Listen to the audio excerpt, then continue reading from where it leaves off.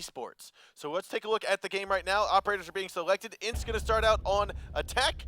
OPK starting out here on defense. Yeah, and they are obviously going to be going down into the basement. You can see the arsenal. I don't know Portuguese, but I do know what arsenal means. And they're going to be going down into the armory downstairs in the old basement arena. Which is, I don't think, well, it's been a while since I've seen a team intentionally pick anything other than basement defense on Clubhouse, but it has happened.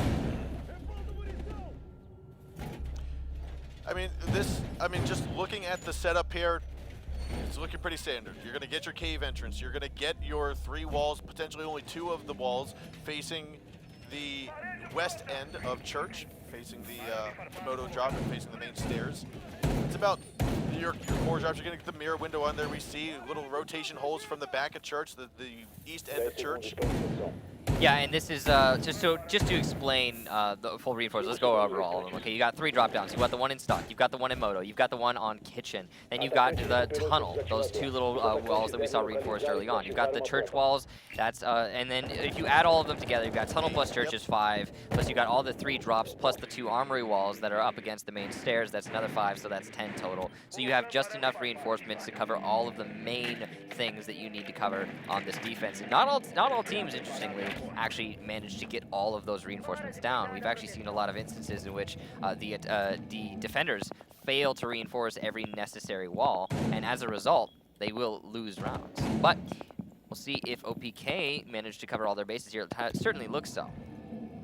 They have. They've already droned out where all the roamers are, or all the lack of roamers are, and so that we will not see anyone. This is one of those maps where it's almost a guaranteed to have a 5-man onsite defense. Yeah, it's very much, it's basically impossible to successfully pull off a heavy roam on this particular floor, and it's been time tested. We've seen a number of teams actually attempt a full off-site roam. You know, really commit to that. Let's play upstairs on a basement defense on Clubhouse, and it doesn't work.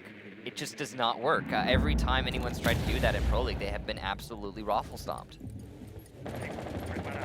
We're gonna see. Ooh, a C4 coming tossed out here by the Pulse. That's gonna be Docky throwing it up out of the drop hatch. Using his hand to detect people through the wall. It's almost like he's taking a picture without a camera, like just putting his thumb and fingers together to make a square. He's got this.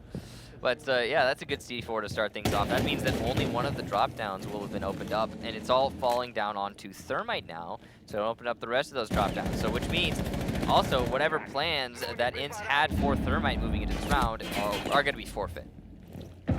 Nade Fuse tossed on down. That's going to hurt Docky drastically. Ninja going to spot the head there of Drix, but unfortunately will not land the final bullets that count. Now there are 55 seconds left to go. We are going to have INTZ still trying to get onto site. Ninja destroying this floor and kitchen with authority, trying to just get all of the angles out of the way. But Docky is just dodging each and every one of them. Now Drix will peek on up from the drop patch. Ninja going to try to engage this. He knows that there's 2 underneath of him. He's trying to find him. He sees the gunshots there of Drix. Goes for the shots, hits him a little bit, but still cannot get any that actually do the amount of damage he needs done. Ninja's having trouble with those metal bars, really challenging onto this. And you guys may have not noticed this, but there's only 23 seconds left to go here. And Intact grabs that kill there onto the shots. And we are going to see Panic and Doc both get a double kill down. And we are going to have last man alive, going to be Ninja. Wow. Doc finally sneaks his way upstairs, and he will get the kill. What a decisive round for OPK. I mean, that was like the little foot game inside of the kitchen. Going down into Arsenal is like a vertical game of Ring Around the Rosie. Right, and it went on for the entire round.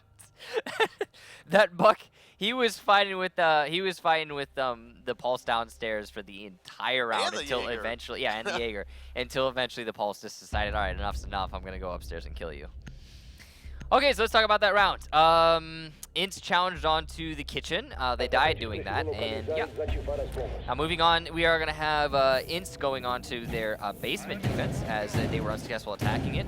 Apparently, we're going to have a rehost. Or I guess that's going to be happening, possibly in a couple seconds here. Yep, there it is. So we will be having a rehost coming out here. Not sure what exactly is going on there, but with that, something with someone's attachments, they said. Does that Is that something you rehost? Okay. It's. No, I mean, yeah, if that's We'll how leave it it up to the admins. Yeah, leave it up to the admins. They'll decide what goes on there, guys. Whatever the case be, it still will be 1-0 in yeah. favor of that was OPK. OPK. Yeah, it's OPK. They're all up on top there. They did not just win the match, ladies and gentlemen. This did not just happen.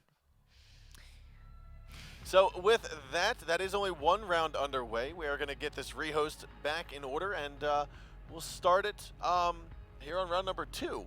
But as we saw, bottom bomb site, first bomb site chosen by both teams. Not a surprise whatsoever. No. I mean, it's just how it do on Clubhouse, guys. That's just how it do. You go down to the basement, and you try to win that defense as best as you can. And I mean, we saw OPK very successful in that Very regard. successful in it. Now, I do like how we had the Pulse work his way, that was Docky, work his way up the main corridor after being, like we said, in that engagement with Buck for half the round, 3/4 of the round. He finally managed to say, hey, look, most of the team's dying. Let's work our way up the main stairs, and picked off the 1 kill inside a bar, and then turned around and finished off the Buck inside a kitchen. I think it was just him saying again, enough's enough with let's fight each other vertically for the whole round, and I'm just gonna go upstairs. I'm just gonna go upstairs. I'm gonna shoot you, and we'll be done with this because that Buck spent the entire round just circling around the kitchen looking for angles on the defenders and didn't find a single one. It was really unfortunate to see. 25 seconds left to go. An amazing amount of time wasted by the defenders just prancing around the bottom of Arsenal. Yep. So, all right. So Clubhouse is, again, still this map that we're going to be on for at least the next 4 rounds. If OPK has anything to say about it, it's going to be a 5-0 in their book if they want it.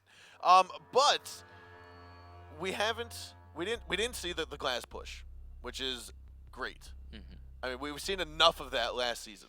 We saw enough of that. Well, not last. It was like season 3, year 1. No, season 1 is when we saw a lot of Clubhouse. Oh, I guess no. No, you're right. Season 3, year 1. Season 2, year 1. 6 Invitational. We saw 6 a lot. Invitational. Well, season 2 wasn't when Glass had his buff. Yeah, I know, but he was still. I mean, well, no, you're right. Okay, so season 3, year 1 though, and then the Invitational as well. But we did see a lot of tunnel pressure. I mean, even when Blackbeard was in play at his, I think he had 800 HP shield at that point, right? When Blackbeard was in play, he was still being utilized in that same role. So, I mean, the tunnel push is still a very viable push. I mean, you can even have Blackbeard do it now. It's just, it really just comes down to what your team wants to execute onto and how the other team's defending. And in this instance, you can very clearly tell that I don't think either of these teams are going to be going for something like that. No. It just seems that the meta in the Latin American scene has evolved in another direction. Now, we talked previously, I think it was during week 1, about how Merciless Gaming, or I think it was Nox Gaming. Nox Gaming was the team that was kind of chosen or identified as the team that goes out and tries different bomb sites. They're the ones that tried to make this cash room site on Clubhouse more viable. And we talked about how Flipside may have taken some aspects from that to make their own. Do you think that sort of mentality will flow through some of the other Latin American leagues here and say, okay, Clubhouse isn't just a two bomb site map? I mean, only time will tell when it comes to this particular matchup. I mean, to predict something like that, I really don't know, because I haven't talked to these teams about what it is that they're trying to strategize themselves into, and more importantly, I wouldn't say it if I did. Yeah. But when it really comes down to it, yeah, it's up to these two teams how they want to choose to defend this, but I don't think we're going to see a whole lot of changes. I think it's mostly going to be a bar basement defense sort of orientation. It's unlikely we're going to see, I mean, we're definitely not going to see a Master. Master is... I can't think of a way to make that viable.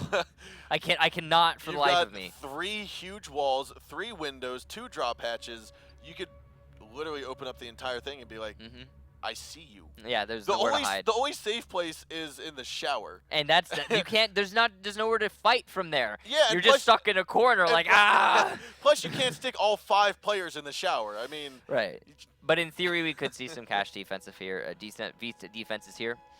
It is viable, yes, but it's risky business. We are getting into Consulate. Yes, getting into Consulate. We are getting into Consulate. So we're gonna have actually another rehost, guys. So just bear with us. You saw that, I'm like, wait, Consulate, Clubhouse, which one are we doing? Yeah, I saw it.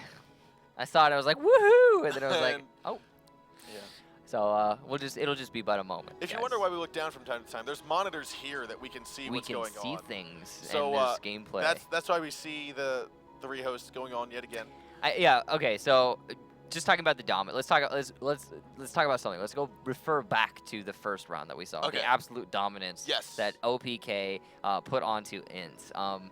And it all started with a C4 onto the Hibana, who was rappelling outside of the kitchen window. And that's obviously a minor mistake on the Hibana's part, because you're getting off of the window right on the window, and you can not only can you be shot in that position, especially because the drop down's been opened by you, but you can also be C4'd, and that's what we saw happen. That was coming up from the Pulse, I believe it was, and it's really like you need to be able to not make those tiny little mistakes that are going to put your team at such a disadvantage. I mean, it's hard for you to predict that a C4 is going to be coming from there, but also it's not, though, because that's why you're rappelling on that window instead of coming into kitchen in the first place. Yep. Because you're waiting for that C4.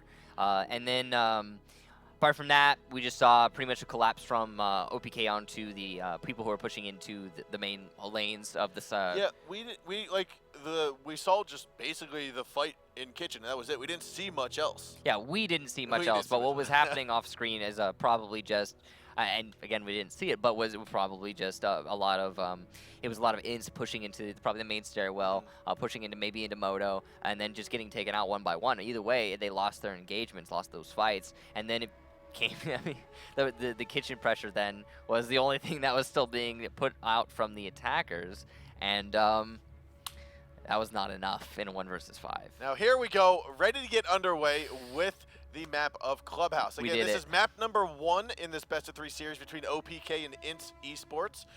Round number 1 has already gotten underway. We've already seen that go in favor of OPK. We're going to get into the game as round number 2 is going to be flowing here with OPK starting on attack and INTZ starting on defense. Thanks for your patience, guys. Yes. All right. OPK, will you have the same success on attack, or will you be faced with the same exact problem? Not enough pressure to really apply to the defenders who are anchoring downstairs. One of the things that didn't happen that I've seen happen oftentimes in the North American and European regions when Clubhouse was one of those key maps was the point of using those impact grenades to stop the Hibana charges going onto the kitchen. So, ladies and gents, unfortunately, we do have another disconnection for team, what was it? That was INTZ, I believe. Or whatever the case be, yeah, it was INTZ. It is going to be another rehost, guys. So, just bear with us here while we get that underway, try to make that happen for you. But, yeah, so as I was talking about while that rehost happened or while the disconnection happened, we have seen in the past where either it's been an echo, or it's been a smoke, someone with a shotgun, they'll open up some of the floor right underneath the shelving unit by the drop hatch and kitchen. And they'll toss up those impact grenades to try to get rid of the Hibana charges. Is that still something that we should be expecting to see, or have impact grenades kind of... It's still viable in theory, but it is also a case of, like, I think you can counter it by just putting the Hibanas on the other end of the drop down. I don't think it gets all of the... You don't think it? Okay. Yeah, I'm not entirely sure, but I don't think it actually gets all of the Hibanas if you place them right. And more importantly, it can be countered simply by not directly challenging the drop down initially with the Hibanas and just going with your buck early, opening up above the hole. Okay, you can't throw an impact here anymore because I'm staring at you. So. Well, I mean, if we have the same buck that was in kitchen before, you still have a chance. You're terrible, but you're right. I'm so mean. You're also right, though. Because, yeah, no, that guy, he just kind of, that was unfortunate. No, so with that, we are, like I said, recreating the lobby right now as we get underway with round number 2. We talked about the bottom floor. We saw, okay, we tore apart what happened on the round number 1. Round number 2, we didn't get to see much more than 10 seconds of reinforcements. So we have to speculate that we're going to see, again, similar operators, similar stuff, because there's not much, quote-unquote, new development on Clubhouse. A lot of it, because it was played so heavily during Season 2, during Season 3, a lot of the core pushes, a lot of the core defensive locations have already been set, and there's no turning away from them. It does seem that way on Clubhouse. I mean, it all comes down to like, we're going to defend basement first. It's going to go the same way every time. There are variations that can be implemented by the attackers, but when it really comes down to it, they're going to stick to what they've practiced the most. And what they've practiced the most is more often than not what the other team has practiced the most against. So basement just kind of falls into being the same thing over and over again. And then when it comes to a bar defense, you have two options, really. You have the cash/stock take, which is towards the B-bomb side. And then you have the pool/strip/master take, which is over by the A-bomb side, where you go for take control over above pool by taking control over the master room. Then you open up the drop downs, open up the floor above pool table itself. You have your teammates come in through the breach in between strip and pool, get the diffuser plant in the corner by the target board, and simply lock out. I mean, you just get the diffuser plant and lock out the round. I mean, when you have that upstairs control and you have there is not a lot the defenders can do to pressure onto your diffuse plant. I want to see a fuse come out when the fuse or when the bomb site is bar and stock. Theoretically viable, but also at the same time, you don't need a fuse in that situation because there's only one real position the defenders are going to be playing, and that's all by the pool table wall. It's from the pool table wall to the pool table stairs, and that whole area is coverable by simply opening a hole in the wall. And and more importantly, you can cover that and your teammate can play it at the same time. Whereas if you have a fuse, you're gonna be lobbing grenades in there, and it might kill somebody. Random ones, we know how it goes. If you're planting the diffuser, a random one will find you, and you will die. So that is just that's how I was gonna say the cookie crumbles, but maybe the fuse charge explodes. Try to throw that little shindig in there. Yeah, it could happen. That what if it bounces off the corner of the pool table wall through the drop down and kills the fuse? We should go through just what ifs. Go through all of the what ifs. I kid you not. No, because I think that there's way too many in this game to actually go through all of the what ifs. I don't think that's actually. I think that's impossible. It is quite impossible. I kid you not, though. A few weeks ago, I was playing with a friend in ranked, and we had a fuse. Or she was playing fuse, and she fused from master bedroom, trying to go down into bar. And next thing you know, I die. And by the first fuse charge that went off, and I'm standing inside a master bedroom, like same floor where she just placed it, and then I died by the first fuse charge. The fifth one killed her, and I'm screaming at the top of my lungs, like, "Why are you fusing me?" And she's like, "You were standing on it." And apparently, all 5 fuse charges went through the floorboard, but not through the ceiling, and they stayed in the floor, and they blew up the entire. Yeah. It didn't turn out well. Fun stuff. Did not turn out well. But ladies and gentlemen, we are going to get back here into Clubhouse on round number 2. Again, round number 1 went into the hands of OPK, and so now they're going to be on attack as they did successfully hold the basement. Yeah, and we'll see exactly how they choose to conduct themselves here moving forward. And yep. Basic basement defense coming out from INTZ. No surprises whatsoever. And the operator selection is very predictable as well. You don't actually necessarily need a Mira on a basement defense, but having the Mira brought to the field is usually preferred. I mean, she's really found herself in a top pick situation. You know the great thing about Mira is that she gets picked more often than not, and she is an operator that a lot of people really do like. But and there she goes. Peace out, Mira. Thanks for Mira's like, "Oh, I'm not needed? Okay, bye." Peace. Wow, Kickstar, why you gotta say that about me? But anyway, what was I talking about? So she's an operator that finds herself played a lot. But the thing is, oh, look, there goes another one. So it looks like we might be having a rehost. So, again... Let's talk about Mira real quick. Go ahead. She's not OP. That's what I was trying to say. She's not OP. She doesn't need a nerf. She is perfect in every way. She found herself right out of the DLC. Just slap bang immediately, a great operator that everyone really appreciates but also doesn't lament. So great, that's what I was trying to say about Mira. I'm sorry I made you leave, Mira. Yes. I don't know, I'm sorry. You told her she wasn't OP, and she's like, "But I'm picked almost every time. I got a high pick rate. I'm in the top 5. But she's not OP, okay? Listen. So, ladies and gents, now previously, what's happened in the past is when a team has had 3 disconnections, they are not allowed to have any more. Now, that may have changed. The Latin American admins are going to be the ones they're reviewing, so they could have different rules. Different rules, sure. so plus, it's been many seasons. I'm Right. talking about like season 2, season 3 is what I'm familiar with. Whatever the case be, it's going to be up to the Latin American admins to determine what exactly we do moving forward here. Yep. That's on them. So we're just going to go ahead and hang on into this and try and wait for them to get that rehost up so we can cast this game and see what happens. In the meanwhile, let's talk about operators, because that's what we have. Let's start things off with Mira. Okay, so we talked about how she's not OP, but she's still extremely powerful as an operator. Yep.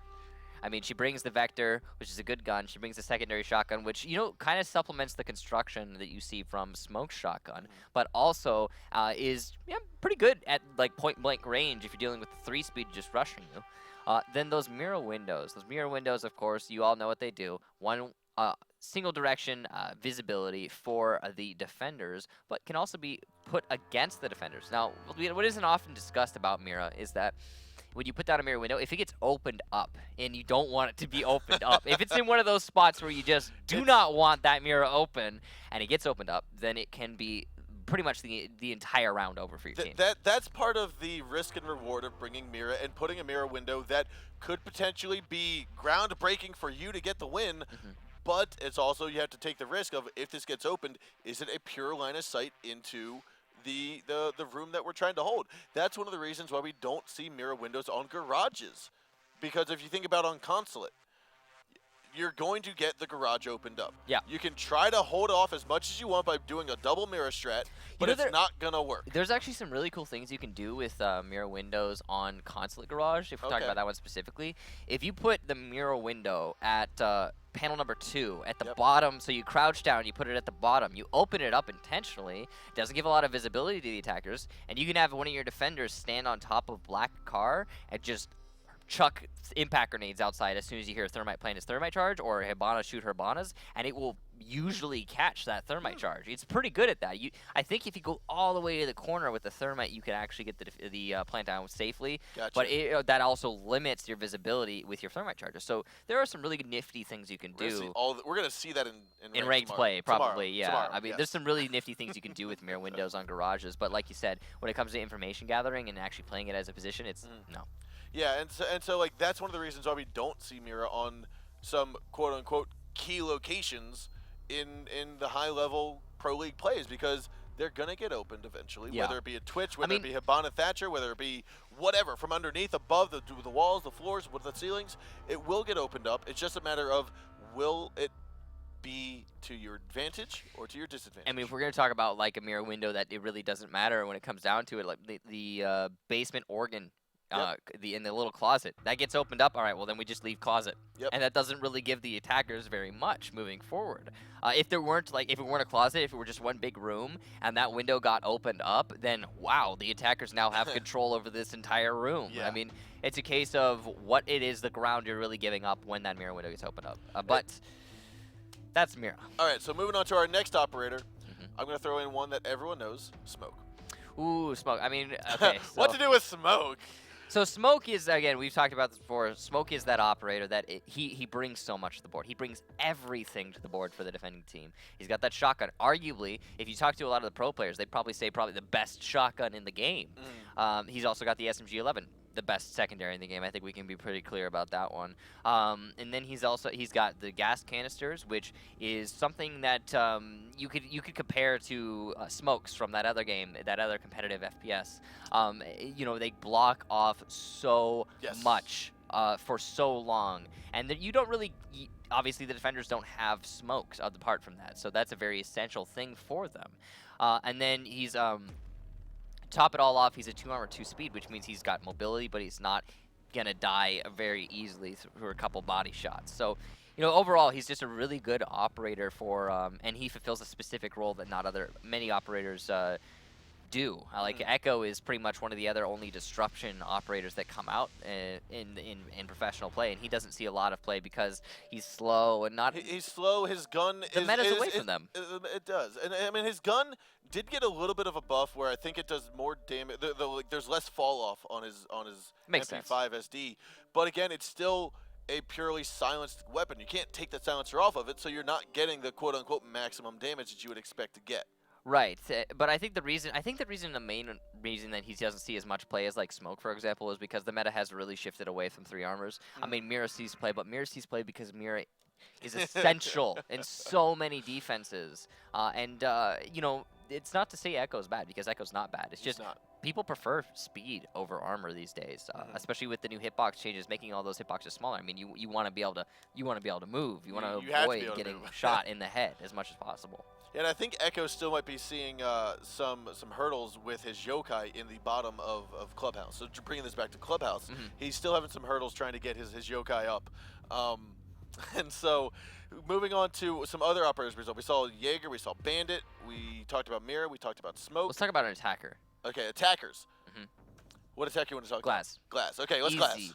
All right, so Glaz is an operator that way back in the beginning was not viable whatsoever. He was not even remotely viable in the slightest. You would see him play on plane from time to time because he was still the only one who could shoot through those plane windows. But he wasn't viable.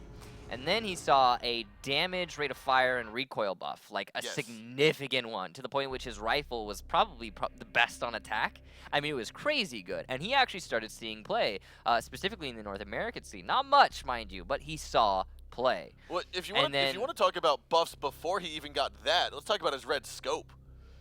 Do you remember that red scope from beta? No, I do not. The red scope from beta I don't think I ever played Glaz. Okay, so you know cellophane, the cellophane that you wrap fruits, vegetables, whatever you want to wrap in. Think of that, but red cellophane. Now stick that up to your face. That is what his sight looked like. You could not see anything. It literally looked like you had a red glow light like nailing you in the face. They've since dwindled that down. Like, okay, this is a challenge for everyone at home. Go look up Rainbow Six Siege Glaz beta. Yeah. And you will see how red it was. And this is, I think, what Wilkie had played under. The conditions Wilkie had played under during the Season 1 finals. Wilkie was like he was the only Glaz player in Season 1. And I remember losing to Glaz going, what is going on?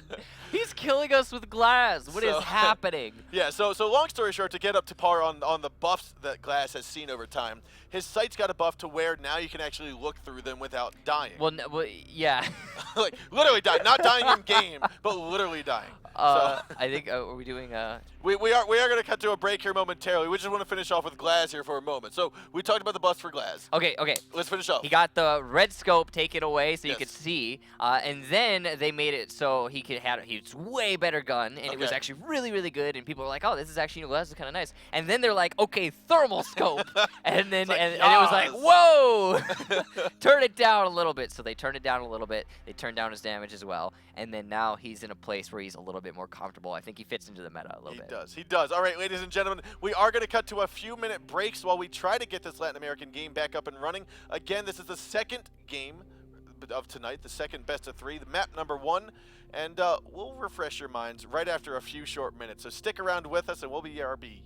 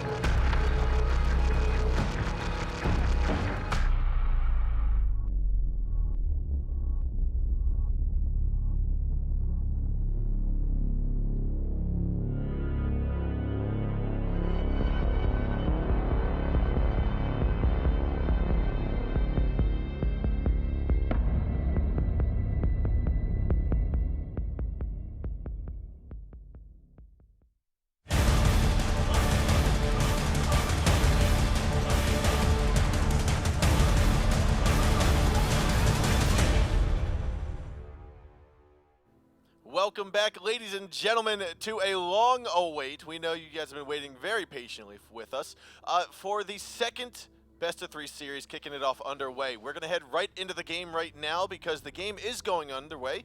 Operators are being chosen, and let's refresh where we are at the moment. Again, this is the second series of today. This is going to be between OPK and INTZ.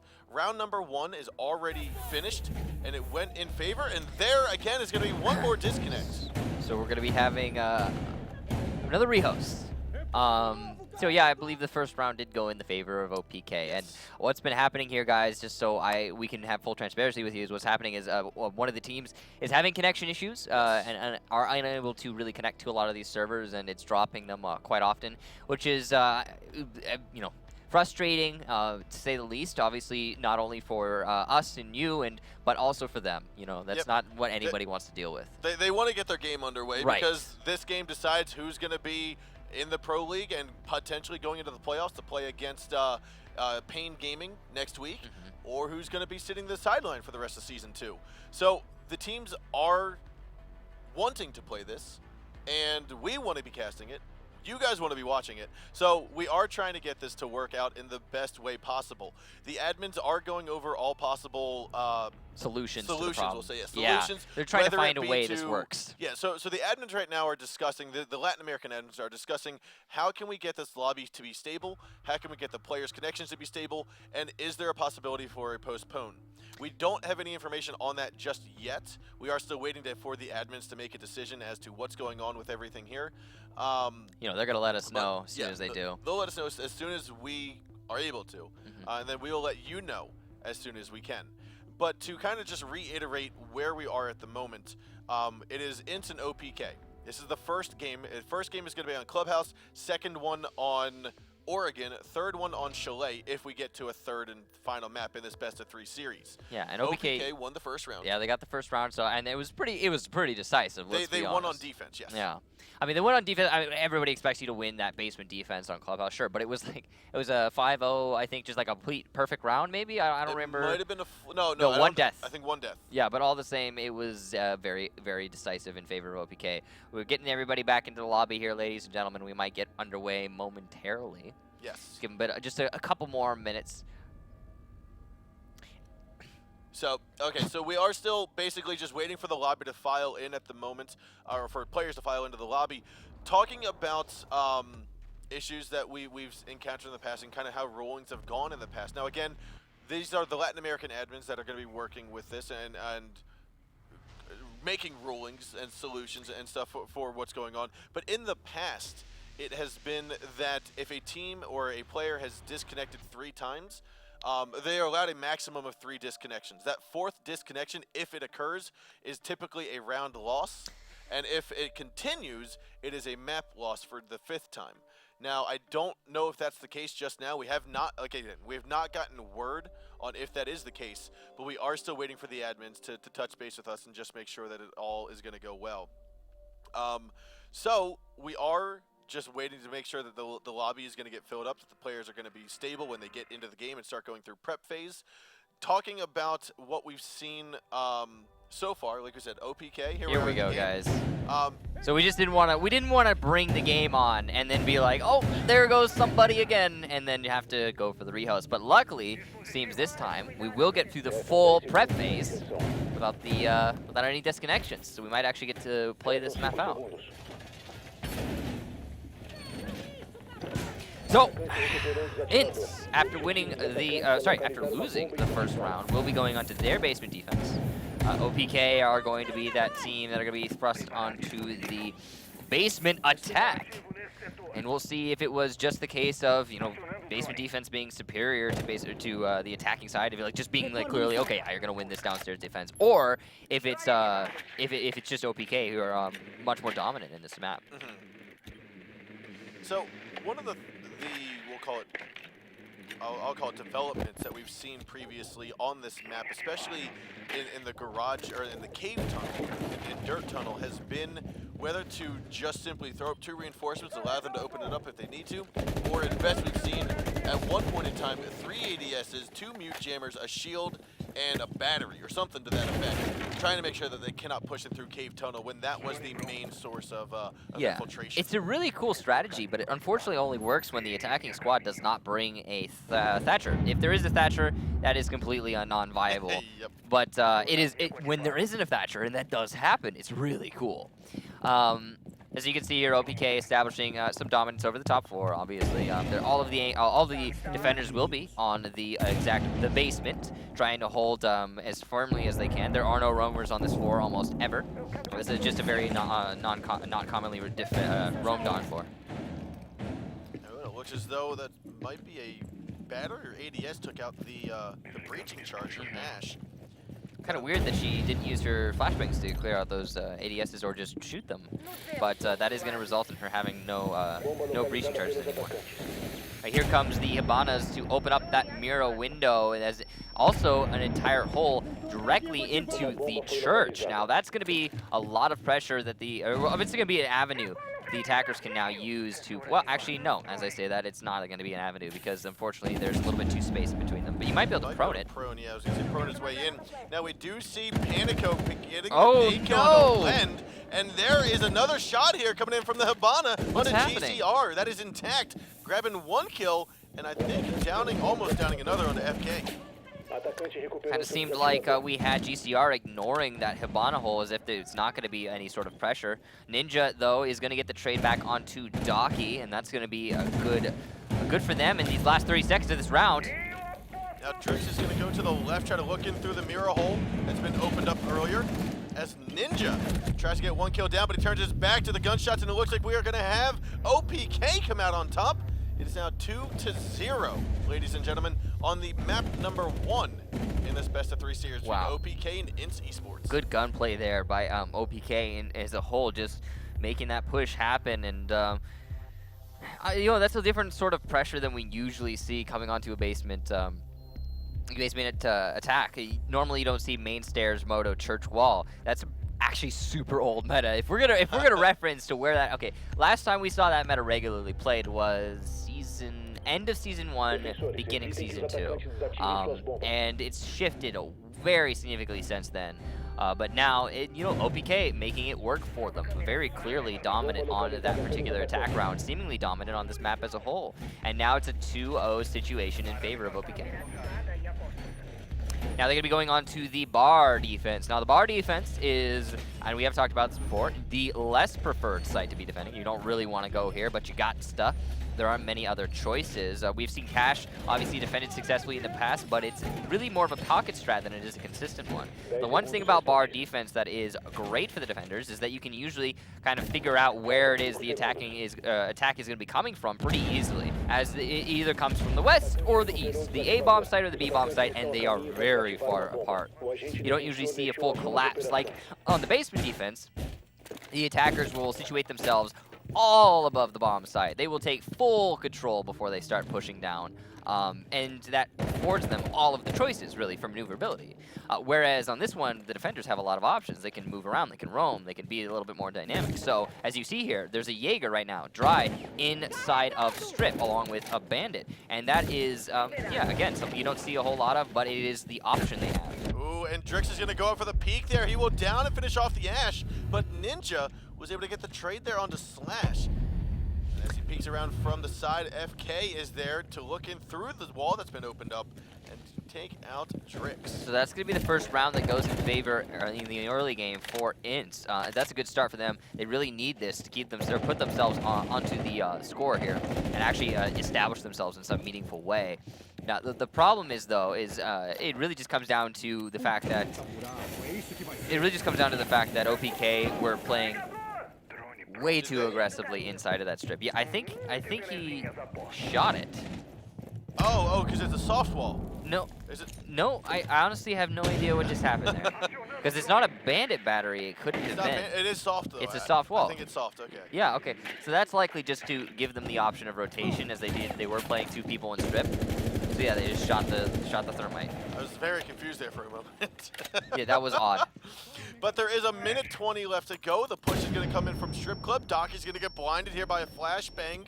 Looks like that might have come in from Capital. There goes Panic Gold. Silence finishing him off before being traded back by Intact. And And there's a little push coming in. INTZ gonna pull out the shotgun, try to finish off the Capital, but Len is destroyed by a C4 from Doc. So we do see that smoke. INTZ very, very lit up, and he is going to be getting opened. There are going to be holes opened up above him, so the pressure's mounting.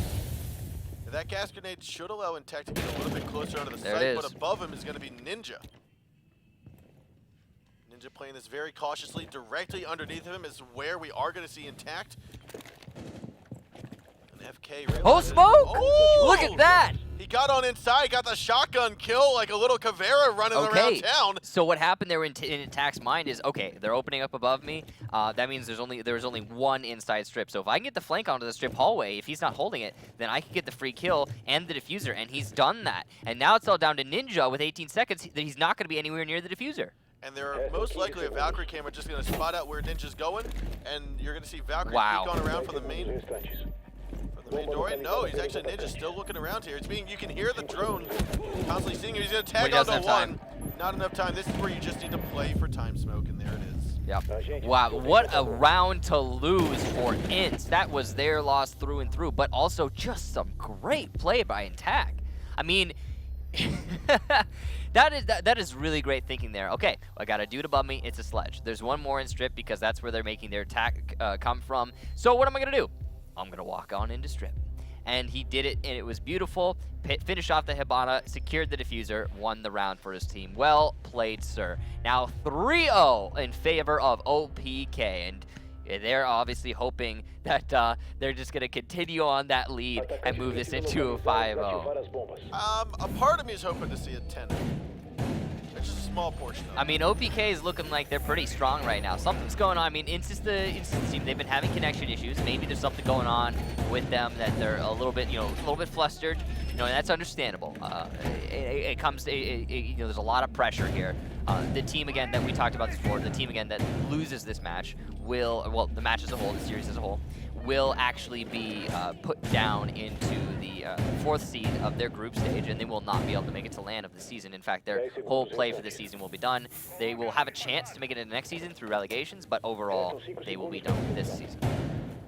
So, the pressure's mounting for both of these squads, and obviously they really put up a heck of a fight on that last round. They almost managed to bring it back for their team. However, they were unsuccessful in the end. And OPK is going to be looking really, really strong right now. INTZ at the same time will be able to defend the basement. The basement is, of course, this side want to be defending, so they could start their comeback right here, right now.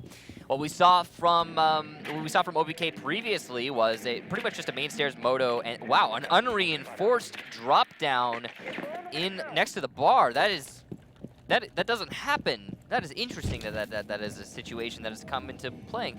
That means that Sledge will be able to open that up, which means that Hibana has way more charges to work with, which means that Thermite is even necessary to get that church wall open.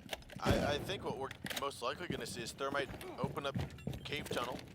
They can do whatever they want. OPK has infinite choices here. I wonder if that was intentional. No, it couldn't have been. It couldn't have been. That's also soft. No, it either is intentional or someone just had a lapse of judgment because the stock drop was also soft. Yeah. Interesting situation coming out here for INTZ. Lapsing on those drop downs, not getting full reinforcement spread. And that's really unfortunate to see for them. That's gonna save a lot of time for OPK as well as just resources.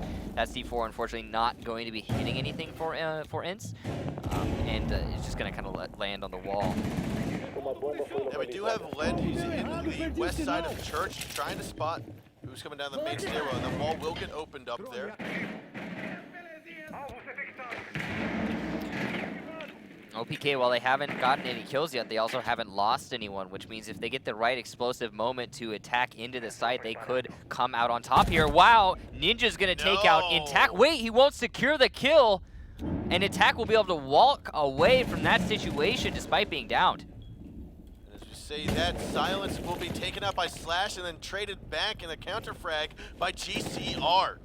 INTZ still trying to get picked up. Perry does successfully with 50 health to go. 40 seconds left on the clock. And as Sledge comes scraping around on the kitchen floor, it looks like Ninja sees him and decapitates him.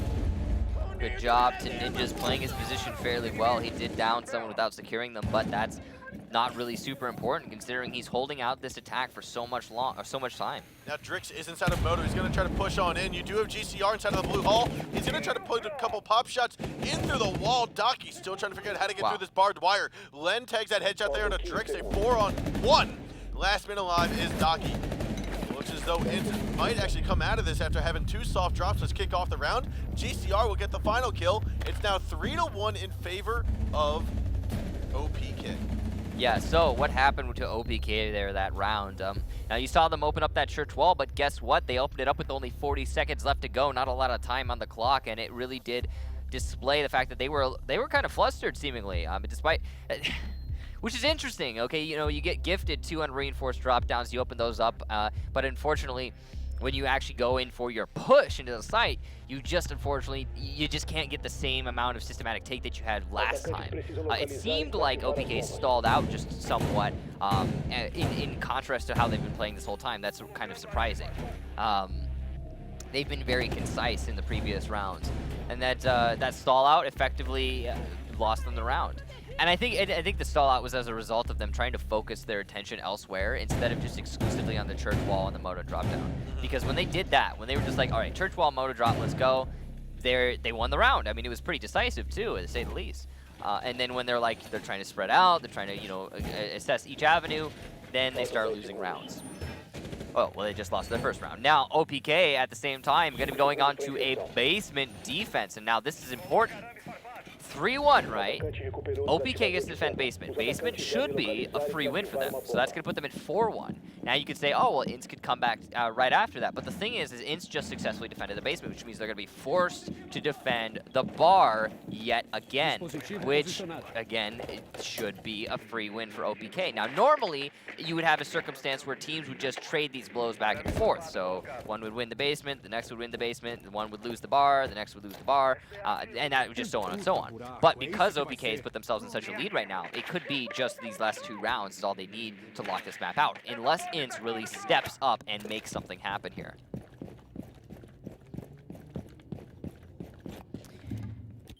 But now INTZ going to be clearing out those rumors. It is a double mirror strat on the west window or west wall of church.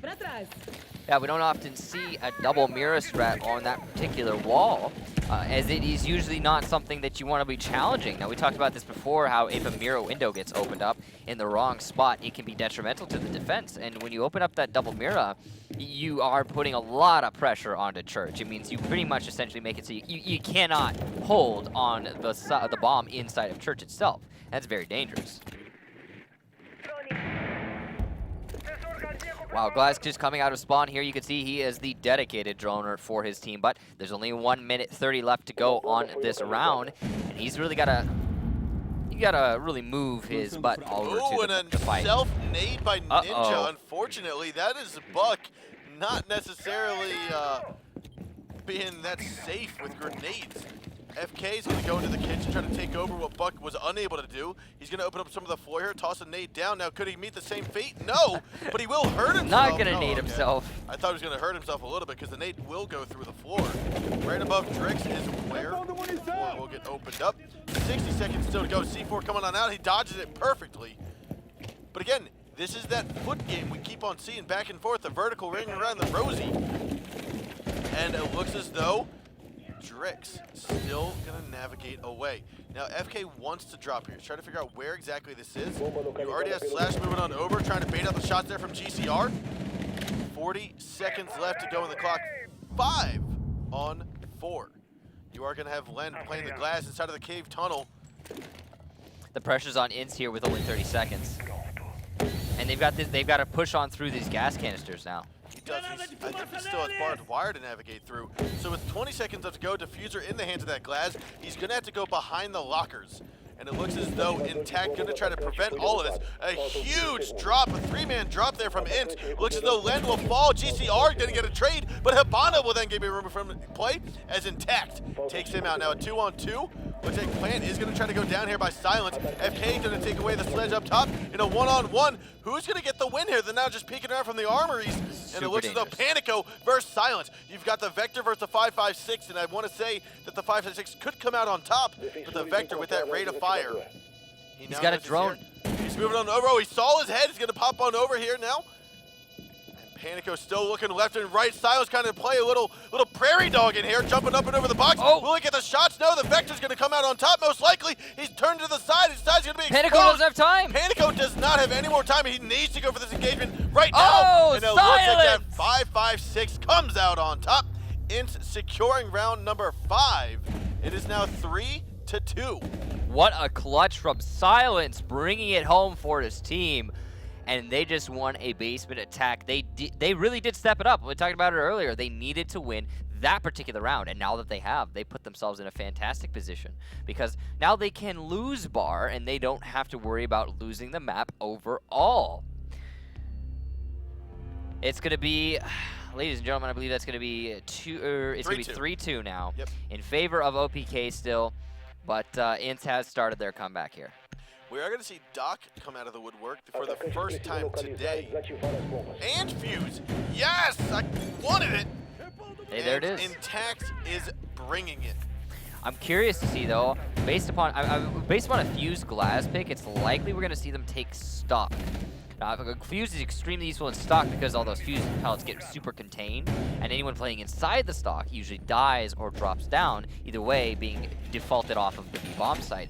However, they could go, in theory, either way. There's still, very much like you were talking about, it's still completely viable over top the entire bar and pool table. In fact, pretty much the entire site is fusible, so they have a lot of options here. Really comes down to if they want to be taking Master or Cash. It is going to be a stock takes based upon those spawns, and we'll see. That destroys the camera, FK1. There you go. Tossing it up and over the brick wall you saw onto the barn. If your camera goes out of bounds, yeah. If your camera goes out of bounds, or if your drone goes out of bounds, or any of that, it gets destroyed automatically by the map. So, well, whatever the case be, yeah, OPK, they're going to be taking on to stock in a moment here. They're going to start off with taking Cash, and then once they take Cash, they're going to fuse on into stock, and then then execute a stock take, nice and simple. Now hopefully they can get rid of all the ADSs before Fuse gets up into the cash room, because those Fuse charges are going to be what actually clears out the Valkyrie from the corner of the site.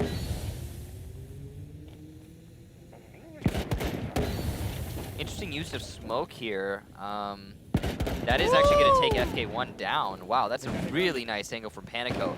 Props to you for that. That is really nifty. Now Fuse is going to be here up inside a cash room trying to finish out clear, and he sees the rotation hole.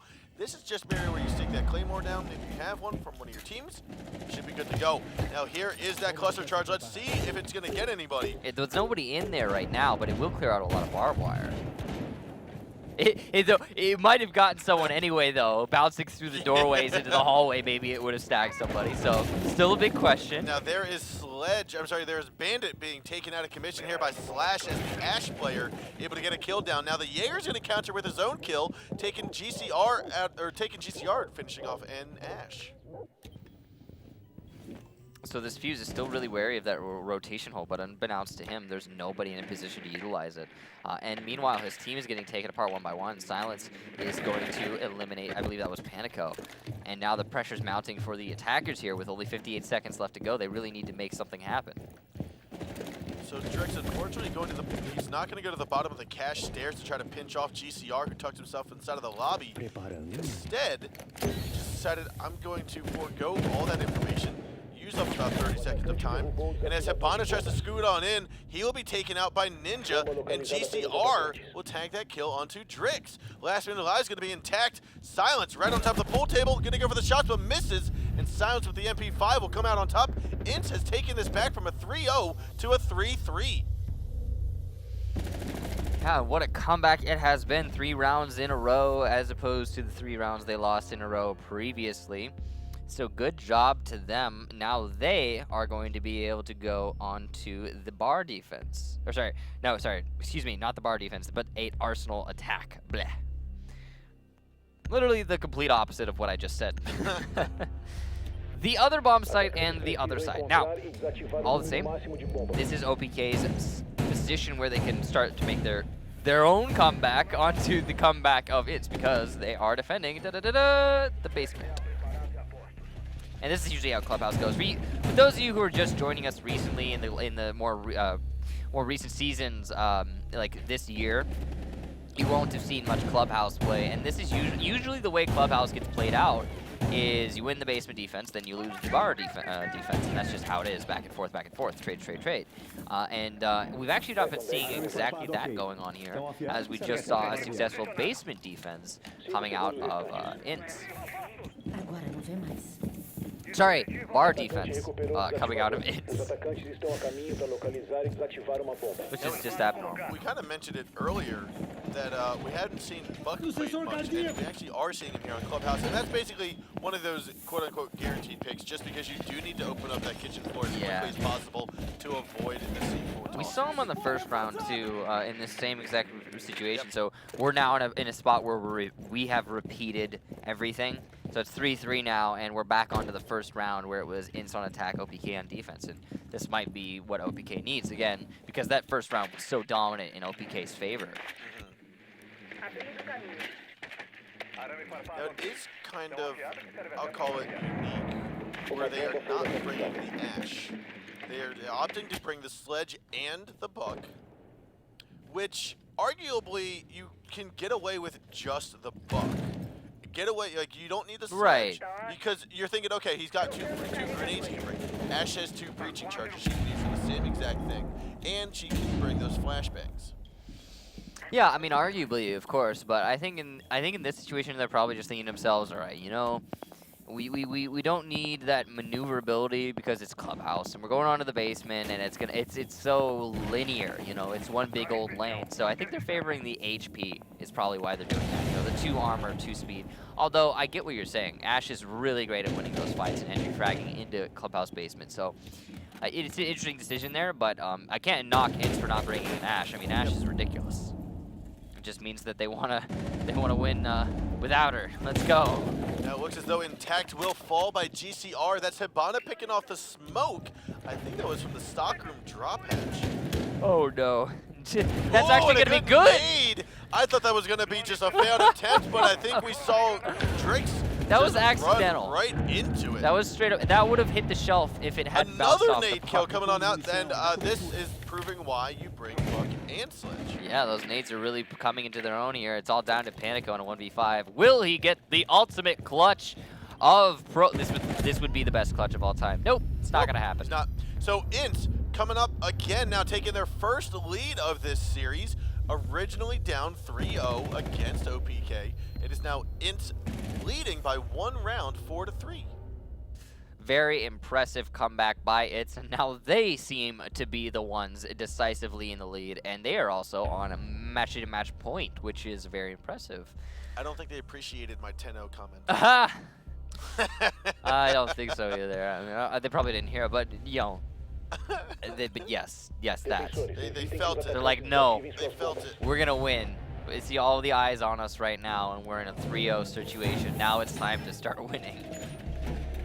And they are gonna be doing just that. Again, INTZ putting themselves on match point, and not only are they in match point, but defending the basement. So in theory, they should be really in their favor here. If we do get overtime. I was going to say, the really unfortunate thing is if we do get overtime and rehost. If we get overtime, then we get to rehost again. And yeah, that'll be fun. Faltam 5 segundos. And if you're wondering why do we have to rehost again? Because if we continue on, then it will go into overtime officially in the game, and we can't just be like, hey, game, overtime now. So it'll start to it'll mix match the teams. So basically, we had plus a we need to rehost after 1 round. Yeah. And basically that then we'll say messes up the system. the fluidness of the system of a map. So we'll have to re-host a Reno if it be that OPK wins this round. If INTZ wins this round, we will simply move on to the second map. And listen, we have seen this before, although it doesn't make any sense to me, but we have seen it before in the Latin American scene, whereby both of the teams will agree, gentlemen's agreement, that it doesn't really matter, and they'll just keep playing. We've seen that happen before in the Latin American Pro League, but I don't know. I don't know. We'll see what they choose to do. Talking about soft drops, they left stock open again, and I want to say they left bar open Well, as that well. was yeah, that was INTZ. Yeah, that is INTZ. They are the ones leaving things open. Interesting that they keep doing that. I can't.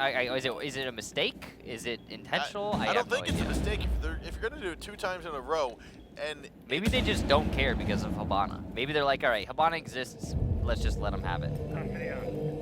And honestly, is wasting a lot of time for OPK because OPK is scared, seemingly, of those drop downs having maybe C4s on them, for example. You can see it took half the round to get both those drop downs open. Now Ninja is going to get spotted out below the kitchen floor. Slash looks like he's going to get rid of barbed wire, then go for a potential quick rush downstairs. Nade's going to go flying in. Slash is like, I should probably go in right now. Ninja, however, tries to and falls by Docky. Bomba localizada pelos atacantes. Now with 60 seconds left to go, the attackers, OPK, are going to get some of their last and final information before they push into the site. You've got 4 attackers downstairs, either in blue tunnel, where we see GCR and Intact going dead-to-head, and Slash comes out getting silenced. FK, though, gonna get a trade there on the Drake, say 2-on-3. Docky has picked up Diffuser, and it looks as though OPK has control of the church. FK and Len are the last 2 alive here on the defensive squad. Diffuser will get planted as Len tries to push his way into the main corridor. A little peek left, a little peek right, Pulse is down, and FK, last man alive here inside the church, he will fall to ash, and Slash comes out on top of that engagement. We now have OPK securing round 8. It is 4-4. We're going to overtime. What a great take there by OPK, utilizing those kitchen drop downs and also utilizing that blue drop down, getting a nice little pincer between the two and making their way into Armory. So yeah, we will be doing a rehost. For all of those at home who don't understand why, it's because overtime changes up a lot of things, for example, what side you're on, as well as making it so you can defend all of the bomb sites regardless of if you successfully defended one or not previously. And then also, yeah, that was due to the rehost that we had earlier in the match. Yeah, so one of the things that an overtime does, and I'm sure many of you guys have experienced it in ranked games, but it's also in ESL, is it resets the bomb sites so that all are available. Because one of the rules in ESL is that once you successfully defend a bomb site, you cannot re-go to that bomb site for the next defensive round. For at least one defensive round, you have to relocate to a different bomb site. And so with that being said, I don't think there was a defensive success in the past 2 defense holds. It doesn't matter because, again, the randomness of the... But that's one of the things. There's that, plus the randomness on what side you're going to start off. So that's going to be done by a coin toss of the admin. We would have probably also gotten like actual in-game overtime, which would have been a dilemma for everybody, because it just complicate things even further, because that might switch up the sides in a way that doesn't make any sense. So we have to rehost, and that's just how it do. But we will be getting all of these guys back in nice and quick into this lobby and hopefully getting underway very soon. So with this game, just kind of to reiterate, we've reiterated it multiple times. I know you guys are probably getting sick of it, but we want to make sure you guys understand the importance and what this game is all about. INTZ and OPK are the 2 teams playing right now. It is the second series of tonight's matchup. Earlier we got to see Black Dragons and Pain Gaming go head-to-head. Black Dragons came out on top, secured their first place seed in Group B, making them in the playoffs, or putting them in the playoffs. Now this game between INTZ and OPK, the winner will go on to play Pain Gaming in the decider match to determine the 2nd and 3rd seed of Group B. The reason that's important is because the 2nd seed in Group B also goes to playoff with Black Dragons. The loser of this game between INTZ and OPK will unfortunately get 4th place in Group B, will not be eligible, or will not be capable of reaching that land, reaching the playoffs, and therefore, you need to win this game tonight. Yeah, you have to. And so it's going to be quite suspenseful to figure out which one of these teams is going to be moving forward and which one of them will unfortunately not. It's a lot of pressure, really, to have on your shoulders, and the knowledge that if you, as an individual, underperform in this match, your team won't be able to continue playing this season. And we kind of saw that previously watching Black Dragons and Pain Gaming. Now, yes, ultimately, you still have a chance regardless if you won or lost that match, but there were some players that seemed to be underperforming during that. Yeah, here we have the game, guys. We will get that rehost Finarino'd, and it's going to be 4-4 OPK INTZ on this first match of this best of 3 series. And we will have INTZ starting on defense for overtime and OPK on attack. So this is the opposite of how we started out in the beginning of the match. It was OPK on defense and INTZ on attack, and this might actually be the momentum shift that INTZ needs to finalize this victory for them. Well, I mean, thinking about how the rounds could go out, if standard holds and standard takes often work, you're going to have both of these teams win their defensive rounds. INTZ is then going to have to defend top floor bar gaming, or bar and stock. So, if you really look at it, INTZ did actually get the unlucky stick here, where they defend basement first. On Clubhouse, you actually want to be attacking basement first, because then you can defend basement, and then you lose the attack on the first round, right? But then you defend basement, and then you attack bar, and that's easy peasy. I mean, but we've seen these teams really mix things up when it comes to winning attacks on basement or bar. I mean, like, it's not really going the way of the norm. This isn't going the way of and as such, I don't think it's actually really going to play much of a difference. I think both of these teams are still going to vie for it. I think this will go to the 11th round in all likelihood. Now it looks as though GCR will get spotted out there by the lockers, and unfortunately there's no one there to capitalize on any of that information. So that's just going to be a dead drone. Yeah, and you see INTZ not reinforcing these drop downs yet again. It's got to be intentional. I mean, it's clearly intentional. And it's really interesting that they're opting to do it that way. It kind of makes sense, because then they can utilize those those reinforcements elsewhere on the map, but also it's, I mean, I get it. I get it. I think that's if your team wants to go with that strategy, then go for it, man. I think it is working out somewhat for INTZ. So it did on the last 30, round. drop patches have finally gotten all opened up. Flashbangs, ADS is getting removed from play. Slash trying to get rid of some barbed wire because he looks like he wants to drop in, go for a quick rush. He still has 2 flashbangs left to go.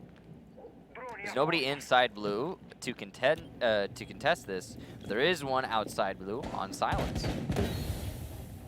Waiting for that drop down coming from the Ash. It's not going to happen just yet. There's only 1 minute left. OPK really needs to start mounting this pressure onto INTZ and make this push happen. Now GCR has relocated himself inside of the blue hall, and it looks as though he gets picked off from behind. That's going to be the glass inside of the cave tunnel. He gets that GCR kill, and unfortunately, he's still going to navigate forward. Ninja has been taken out of commission, and we're going to see Slash again work his way here by the back of the armory crates. It's all down to silence. It is all down to silence. Silence going to try to get the shots on the Drix. Gives away his position, moves on forward, tags the headshot there. However, he's got 4 more to go. That is going to be a missed C4 toss. And Silence, unfortunately, will not come out of this on top, and this is looking very good for OPK as they successfully attacked the basement, which means now they're going to be holding it, and we could see this go 6-4. Yeah, unless INTZ steps it up like they did previously in this matchup, and INTZ's got it in them. I mean, they do have the potential to make this comeback happen. So, or I say comeback happen. They already made the comeback happen, but they could make it lock out.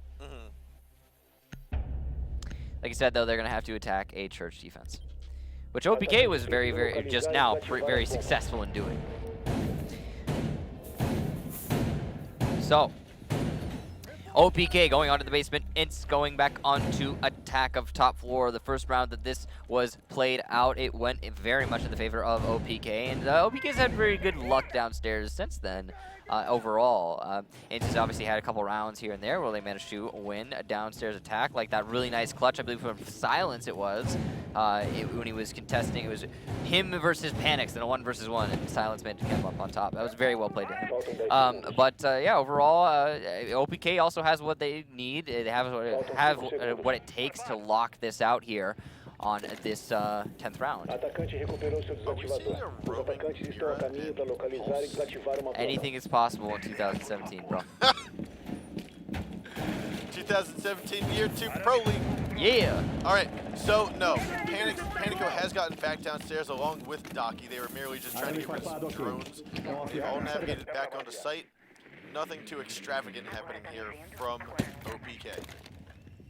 That Claymore right there is very nice. That is going to barely be even visible from downstairs, and it is going to deny the flank from OPK. Now, there's only one way to get out of the basement if you're not counting main stairs, because main stairs will always be watched by the attackers. I mean, that's like going to be basically the pivot point for their attack. Anyway, other than the main stairs, only one way to get upstairs as a defender, and that is through the ladder in garage. So you put a Claymore there, and they can't do that anymore, unless they have a C4 or an impact. Can you arc the impact that high? Cannot that much. No. Okay, so you cannot. So yeah, it's got to be a C4. No, because it lasts about 3 seconds or so if you just throw it. Is he about to C4 this Claymore and flank right now?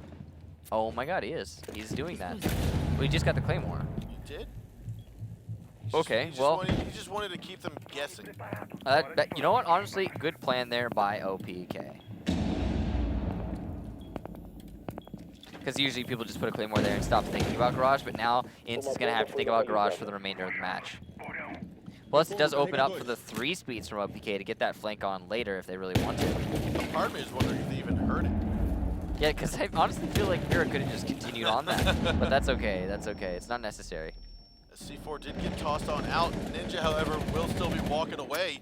He's going to toss another. He's going to toss his first nade down. ADS is going to stop that from being any kind doing any kind of damage. 60 seconds still left to go. Intact is trying to fight for his life here. He's got about 15 health left. Silence looking on down. He's going to tag the head of Drix.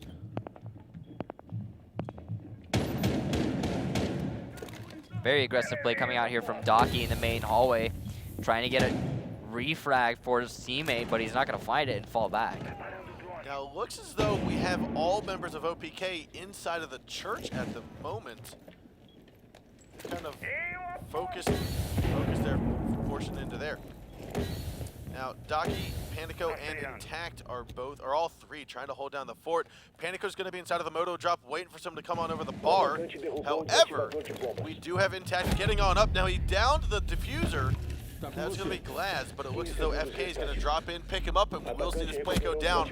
Last man alive is going to be Docky, 1 on 5. This is exactly the opposite of what we saw previously. And Docky will be instantly removed by Lend, and that is now a second attack round being won here on this map. Round 11, let's go. It's going to be OPK back downstairs, INTZ back onto that. Wait. No, it's going to be INTZ on defense, and it's going to be OPK upstairs. Or attacking. They're going to bar now. So they have to go to bar because they won that. Attackers won every round. Wait, you're right. They did. Attackers won each and every round. So surprise, surprise. They are deciding to go downstairs. No, they were going bar. They were. Now they're going down. They're gonna go ahead and just tease us, guys. I think they were probably confused themselves. Wait, didn't we win that downstairs defense? What is this? But they did not. And now INTZ will be again down in the basement. OPK onto the attack.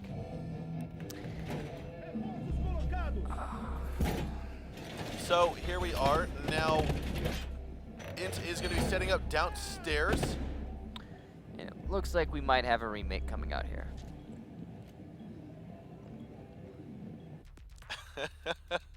And ladies and gentlemen, that's going to be yet again another rehost coming out of INTZ. I think that's too many, we'll say. It's about it's too many, however many it is. It's too many. So with that being said, ladies and gents, we are still going to rehost this. The admins and the spectators and the production crew down in Latin America, in Brazil, they're going to be putting together this lobby yet trying again. to make it work. Round number 11 is what we're on at the moment. Trying to make it work for everybody. You know, they want these teams to be able to play fairly, and that's understandable. Yep. So here we are, round 11, and we got 9 rounds in a row done. Yeah, no, 9 rounds. That's a pretty good stretch for what we've had previously. So, woo, let's go. It's round number 11. We've had 10 rounds total between 2 different hosts, and 1 on the first, 9 on the second. Yep.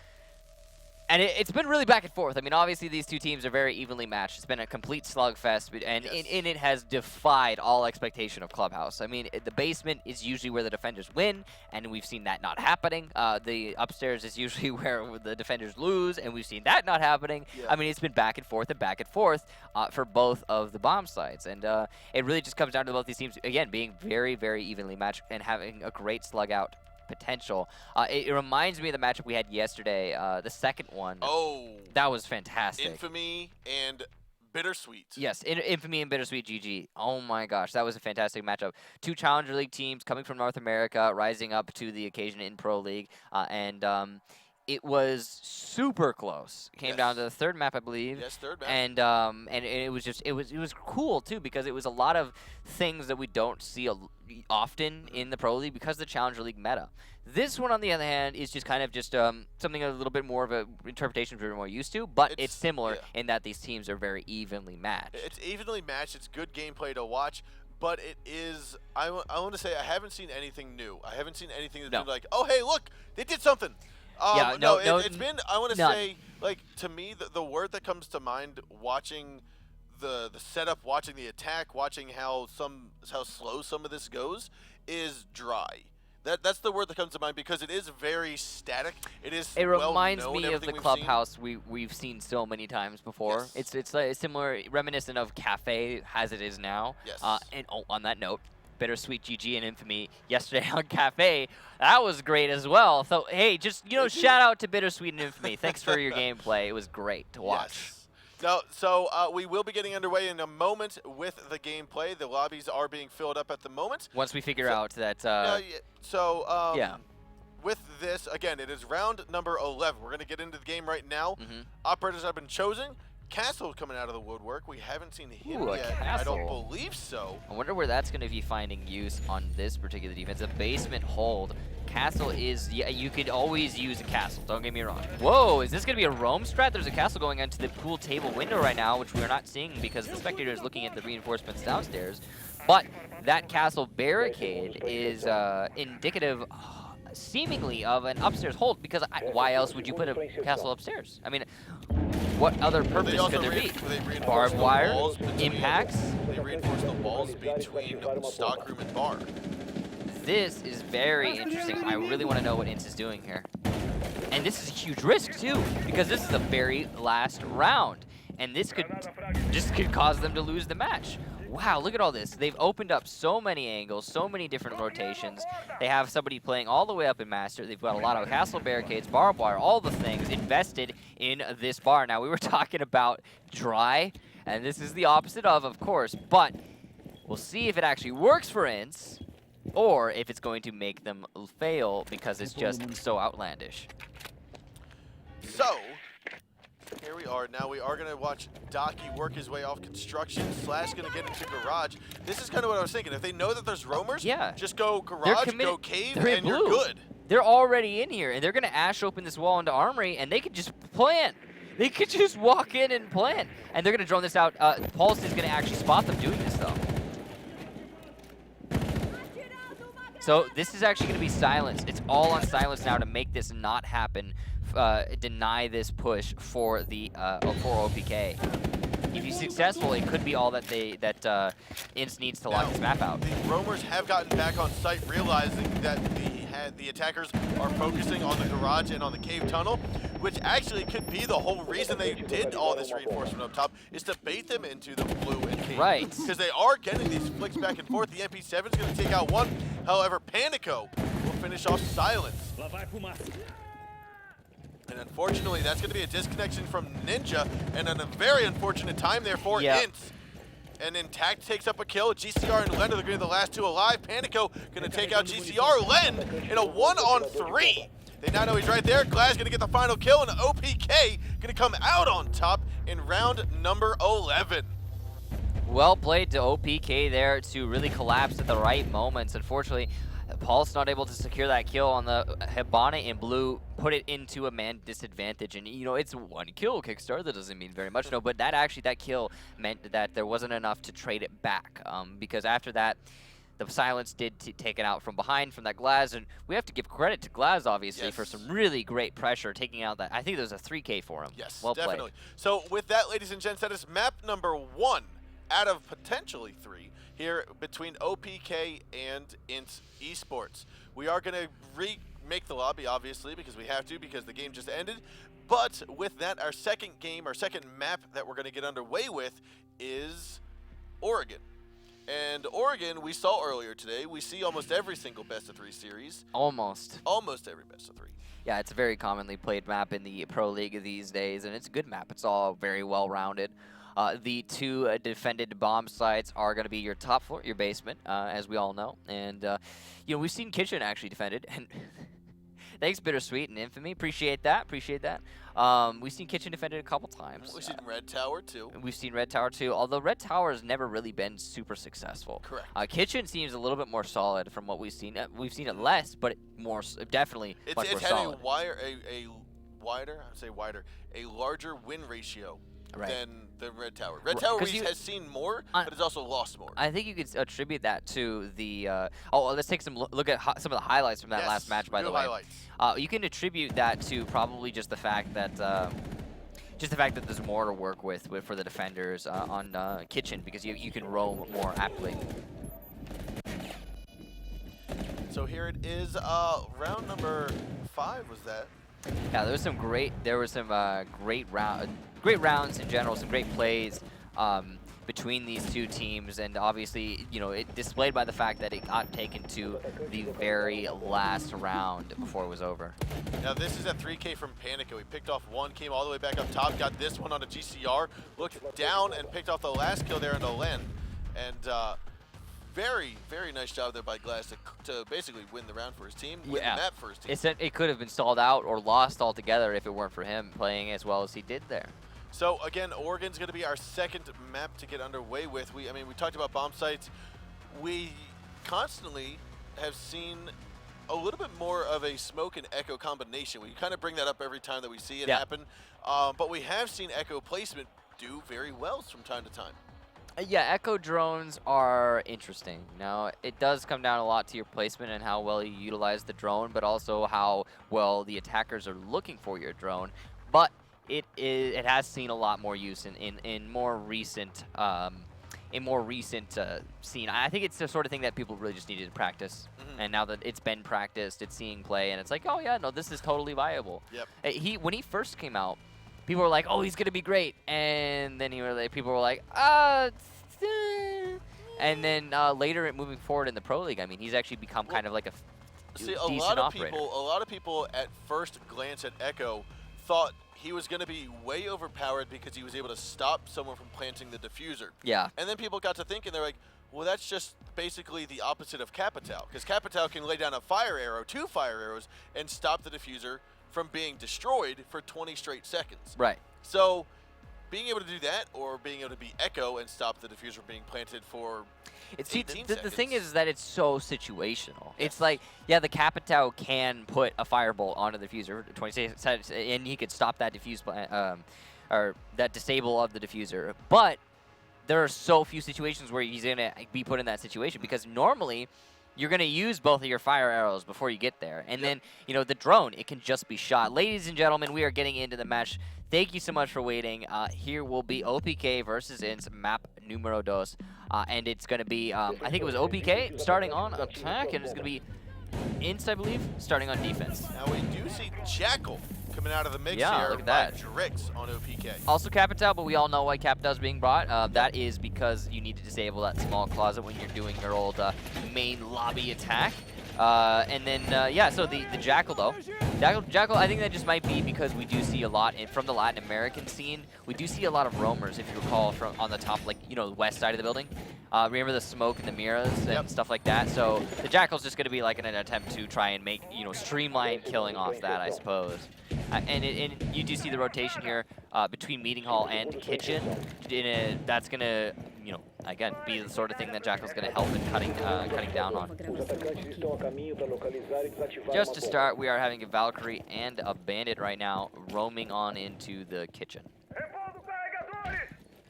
And it does, yeah, there it is, the spawns and the drones. You can tell OPK are clearing west to east to start this round off. And INTZ is going to be ready to receive them here. You can see they've set up a lot of murder holes, mirror windows, etc. in an attempt to just respond to this west-east clear. So INTZ's going to hop his way into the small tower. And he's going to have to work his way down the hallway because unfortunately he doesn't have any kind of breaching charges to open up the soft wall into dining.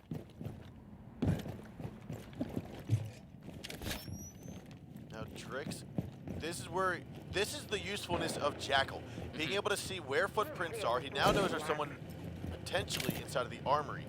Doesn't look like he's going to go for it. He's going to opt to drone, and the reason he's doing this is because he's worried about someone being a master or armory and rushing out on him as soon as he scans. So that's pretty safe play by him there, but that is actually going to, wow, the Panico getting both, I believe, of the mirror windows. And that's going to be a lot of opportunities opened up for the attackers and a lot of defense peeled away for the defenders.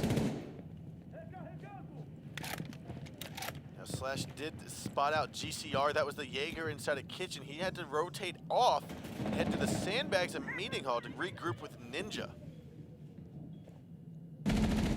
However, I believe he did just climb up into the attic, and FK has managed to take his spot here by the bottom of the ladder. INTZ gonna try to fight his own shots with some pairs going through the wall of the pantry towards FK, but he's just decided, not gonna get the shots yet. Ninja, however, will sweep on around, get the shots onto Slash. That's getting rid of the Ash, and Capital as well. Getting removed from play by FK. Len gonna get into the action as well, and he will be taking out Panico. Last still alive gonna be Docky and Drix, and they have not cleared out meeting hall just yet. So Drix, now he's gotta make a decision. Go into the meeting hall, try to engage in some fights here. FK coming out on top, and there he gets traded out by Drix. Now he's looking for some more footprints, but there's none in his vicinity. 90 seconds is how long the footprints last for the Jackal. 33 seconds left to go on the board. Drix one on three. You still have GCR inside the attic. Silence and Len are downstairs. You can hear the guy in attic moving around, which means he's conscious of the fact there's someone above him, which means his round to win this is going to be that much harder, because with only 15 seconds left to go, he has to avoid a pinch, and that's just not going to happen. He's just going to fall down here. Smoke's going to see him. He's going for the pre-fire and will not land it. Looks onto the main hall where Len has that Vector aimed right at his chest, and we will have INTZ secure round number 2. 1, 2. 1, I believe. No. 2. 2. You're right. Round No, one. that was 1. Round 2 now, ladies and gentlemen. I lost track of the rounds. It's okay. Honestly, I thought there was a defense that happened on the top floor too earlier in the match. But you know what it is? It's reminiscent of the first map we had today. Right? On the same map, Oregon. But now, moving forward, OPK, they are going to defend the basement similar to how we had INTZ defend the basement first. Now, okay, so what happened there on that round was OPK, they had a lot of really good opportunities, and, you know, for example, they opened up the mirror window inside the closet, but at the same time, they just lost the fight with the roamers, straight up. They challenged onto the roamers and they got dumpstered. And it happens sometimes where you're taking these fights that you think you can win and you lose them, and that's the round goes against you. And there's not really much tactic involved there. It's simply, hey, we're clearing roamers, let's clear roamers, and they just lose the fights. And that's really the end of the story. Happens to the best of us from time to time. So you saw the cam out there that Docky tossed. Basically, that's going to look for red tower repels as well as north window repels if the bomb site was top floor. But it's not. It's downstairs. So all he's looking to do is just figure out, are they going to be repelling onto the red roof, or red tower.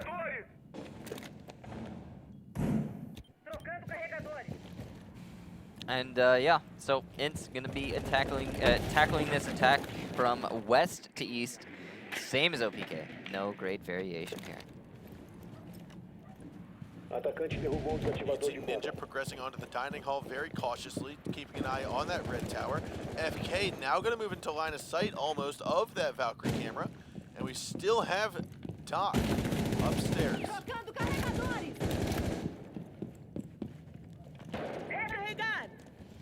That main lobby dropdown is going to get opened up by Silence, and that's going to be the pressure mounting for the defenders now, as they're going to have to pay very close attention to that particular dropdown moving forward. INTZ seemingly has pushed the roamers back at least somewhat, and that's going to give them a little bit of a peace of mind moving into the rest of this attack. There is, however, a Drix still inside the main tower, and a Docky right above him. While FK's drone was destroyed, they will have made FK conscious of the fact that Docky is playing in this position. So now we've got INTZ. He realized that his Twitch drone got destroyed at the top of the red tower. Oh, he's actually going to spot the shots there through the doorway right onto Slash. Slash will fall. What a nice play by FK. 60 seconds left to go, and the attack seems to be progressing very slowly. Yeah, only a minute. That's not a lot of time to make the execution happen, even if you have the man advantage. And there is Slash another one through this window. Fabulous job. Your teammate just died in that angle, Drix. You can't. That's unfortunate. Docky will be wow, taken up another by one. FK. Now the last two alive are going to be Intact and Panico. And FK, you can feel him just ready to go. He's going to come in from back red tower as the rest of his team's trying to go for the plant. Gaston is going to come out. GCR is going to die trying to get this plant down. No, he's actually going to back out in time. The power of that 3-speed. However, he is going to try to re-go for it, and the gas grenades will unfortunately kill him here. There it is. It's also going to light up the Blackbeard slightly. It will, and there's 10 seconds left to go. I think there was 0 gas grenades left. However, Panico comes swinging around from the meeting hall. Doesn't realize Classroom's there. Blackbeard will fall. However, so does Smoke. Panico's last man alive. Diffuser gets planted, and he looks on up the stairs, and Ninja's there to get the kill. Wonderful job there. INTZ goes up 2-0. It's looking pretty dominant at the start of this map, but we did see quite a comeback from, well, INTZ and then OPK, and then INTZ and then OPK on the previous map. So, still plenty of room for OPK to breathe here. With only 2 rounds having taken place, and now moving on to the 3rd round, they have opportunities. It also means that INTZ is going to have to defend that top floor because they did successfully defend the basement. Now, we are going to see a Frost come out of the woodwork, as well as IQ, which we haven't seen yet either of these two today in the Latin American scene. IQ is going to be used to find those Valkyrie cameras because it's most likely that they're going to be on the north windows and red tower. And Frost is going to be... Ooh, a red tower hold. Look at this! So obviously we don't read Portuguese. Well, not obviously necessarily, but we do not read Portuguese. And because of that, I thought it was top floor, but no, sir. It is going to be the old tower, which we've talked about this in the past. Hasn't had good success. Usually, but I really am curious to see the INTZ interpretation of this defense, as it might be something that other people should look into. Yeah, the Frost play kind of threw me off because typically Frost is going to place Frost traps on the big window where we see FK, as well as the north windows of Kids' doors. Because it's great on top floor defense. I mean, it makes a lot of sense, but I guess it also equally makes sense in tower, right? There's a lot of windows to repel in. We'll see if it works out for INTZ, if it can get any Frost Trap detonations, or if it's just going to be straight up. Wow, he's also bringing the Super 90. That's an oddity in itself, bringing the Super 90 on a Frost. If those of you who were not around for the days of the Super 90, it used to be a death machine. It used to be nicknamed the Sniper 90. The Sniper 90, because you could shoot somebody from across. Let's use Meeting Hall as an example. If somebody's standing on top of the stage in Meeting Hall and you're standing at just next to the door of Meeting Hall, the main door of Meeting Hall, then you could kill that guy at the stand in 2 to 3 shots. Easy peasy, and it shot super fast. But it has since then been nerfed, and now it's just another shotgun. Now Ninja's head might be seen inside of the attic. He's going to get droned out. Panico going to look for some shots here. A shotgun, too, on a tower defense? That's counterintuitive. If he's going to be waiting for the rappel in. Maybe, but also, I don't know. No range options whatsoever. Ooh, it looks like we're going to have Valkyrie coming in. Small tower, that's FK. Get dropping the shots there into Drix. GCR will pick up the headshot there into Slash. And that is the Thatcher and Ash out of the woodwork. Now, Panico will get the head of Silence and then come back over here towards the small tower. Some really great roaming coming out from INTZ in the earlier bits of this round, but OPK trying to trade it back. I'm trying to think. Frost, okay, we know she's got a shotgun. Yeah. Why would she try to peek small tower? That's the question, right? Oh, a double pistol kill by GCR! That is going to be last man alive Docky now, and it looks as though he almost ran into whoever that was hitting the door open with him. I think that might have been 9. Okay, so it's seemingly clear, at least in the first 3 rounds of this match, that INTZ really has a grasp on this map, and it looks like they might push us to a 3rd map here. But, I mean, INTZ did come back from a 3-0 deficit earlier on the previous map, and OPK could do the same. So what we are seeing here now is a 1-on-4 attempt at a clutch. Docky gonna try to use his bearing 9 to dwindle down, tag the head of 1. He's gonna scoop back out. Now Ninja's gonna come around from meeting hall, tag her booty, and she will fall, and Ninja will make INTZ win round number 3. 3-0 is what the score currently is. A tower defense win, ladies and gentlemen. Well played to INTZ there. It really came down to a very sprawling defense. They had people on every end of the map, and they managed to get those roamer picks early on, and then moving into the later ends of the round, when OPK started pushing onto the tower itself, they didn't have enough manpower. Simple as. Now, so one of the things I'm gonna harp on here for a moment, though, yes, is there's probably some viewers at home that are wondering, why not just rappel onto the red windows and try to take the tower? And why was there so much engagement on the top floor of West, or like anywhere on not red tower? And basically the main cause of that, the main reason, to my understanding, is that you have all these different windows, all these different angles that are peeking the rappels on 3 out of the 4 sides of that red tower. So you need to make sure that you clear out the rest of the map. Yeah, and they didn't do a very good job of clearing out the rest of the map. So, because of that, INTZ managed to come out on top. And now, yeah, OPK will be going on to an upstairs defense. They're not as brave as INTZ, but they also didn't win their basement, which means that they're not foolish and they're not trying to repeat the same mistakes over and over again. So they're going to try and mix things up, go with that first time we've ever seen basement upstairs defense. INTZ, meanwhile, are going to be bringing a Blackbeard and nothing huge surprising on the inside of things. Now, it's arguably, we've said in the past that it's not necessary to bring a Mira for a top floor hold. Not necessary, but still good in certain situations. JCR going to be taking out the first player, that's Slash, on the OPK lineup. And that's already a good start for INTZ. INTZ, again, seeming very dominant on this particular map. I mean, it was a slugfest, sure. There's only 1 man on site, and that's Smoke on the west stairs. I wonder if they're going to be able to figure that out. Yeah, but anyway, it was a slugfest to be sure on the previous map, but this one is just straight one-sided seemingly on the start. I say the start, we're already about halfway through this map if INTZ continues like this.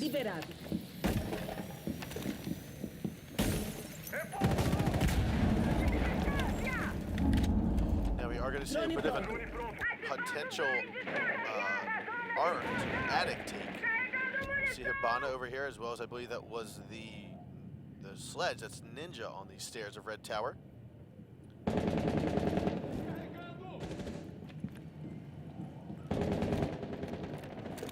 Now Panico is coming up from underneath. Intact takes that SMG-11 to the face of GCR. And might have Panico able to get Ninja down. He's waiting for the shots. Ninja's actually going to get the upper hand as he is having that higher elevation. Heard the shots there and was able to take out the Pulse. FK as well will get the shot down onto Drix. 2 members from the defensive squad left alive, Docky and Intact, against 4 members from INTZ.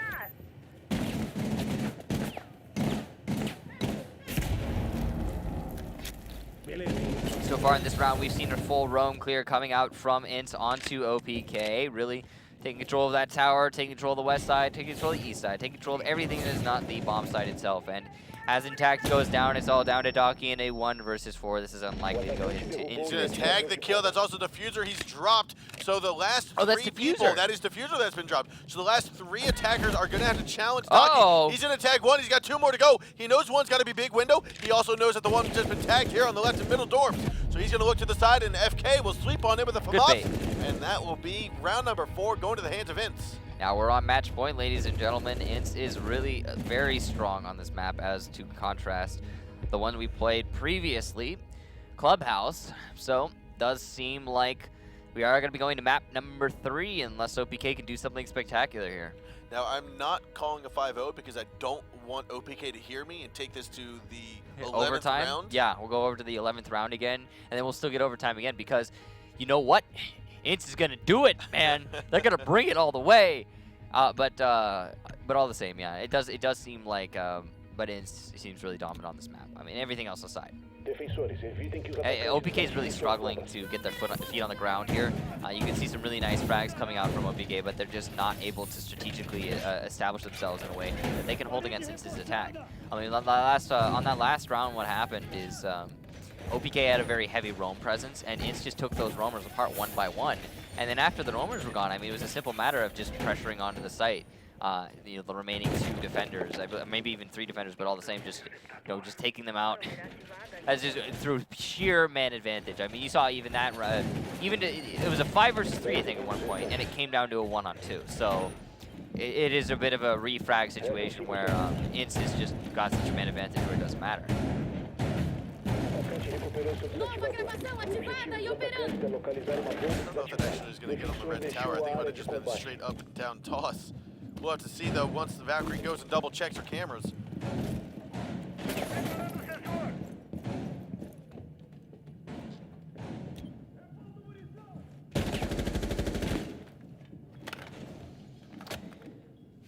They've already seen a bit of a 2-1-2 split roam game here. Ninja and FK going to be off-site. FK is going to be in the top of red tower. I think Ninja might be top 4 of master bedroom. No, he's going to be in red tower as well. Again, super heavy investment inside of the main tower. I mean, you don't usually see this, but actually, as I say that, I mean, it's become a lot more prominent recently in this particular season, and we'll see if it works out for the defenders here, INTZ, or if it actually goes in the favor of OPK. Yeah. Ooh, Ninja's going to duck on outside, very much like we've seen Slash do before, and Slash will go down. Tricks will get the trade, though, on Ninja. That's a decent trade, but it is still going to be in the favor of the defenders, especially as this time clicks down 1 second at a time. And GCR is going to take that 416 to the face there of Intact, getting rid of the Blackbeard. A very strong kill coming out. Now Dockie's worked his way down red tower. I don't quite think that Paul has used that heartbeat sensor to identify that just yet, but there's only 2 defenders down here. Drick's still trying to cover the flank from above. OPK's got a mountain to climb here, but they could make it work for them. They've got the positioning to do so. I mean, they have control over the main tower and the bottom of main tower stairs, which is something to work with at least. But they have to deal with GCR, who is playing above what I believe to be an open drop down on the box. Ooh, and Drick's looking like he's trying to tag the shots out of Valkyrie, but FK says no! And now it's a 3-on-2. You've got FK, Silent, and Len both going, or all 3 going up against Panico and Docky. And there is Panico swinging in forward, loud and clear, getting FK down for the count. Yeah, but he took some damage in response, and the attackers still have 44 seconds to go, and it is 2-on-2, so there's plenty of options here. They are going to bait out these gas grenades, though. And so Panico's going to move in closely, trying to go for Len, and as he moves on over to the stock group, we are going to see Panico get that kill. Now he couple of a side shot, 1 more bullet, and he will go down for the count. We are going to see Doc as well, very low on health. So Doc could be finished off here. Silence just needs 2 little pop gun shots, and he could get this down. He's going to go for the trade there as he peeks on up. The crossfire from Panico will get the round for OPK. First round on the board for OPK. Well played to Panico to get that for his team. You really have to attribute a lot of that round to him. And it's still match point. INTZ could easily just lock this out by 1 more win, and they are going to be going on to attack. OPK, however, can defend wherever they choose to go. They haven't won a defense yet, so they can go any which way. And they are going to choose to go downstairs into the laundry machine, or the laundry room. Which is the predictable site. I think it makes a lot of sense. I mean, look, clearly OPK did not have tower strategies lying in wait to whip out at the right moment try and win against INTZ. They're going to go for the much more standard basement defense and a very standard lineup as well. Look at those kill-death ratios. FK1 really trying to force this out for INTZ. And Panico trying to get his on the board.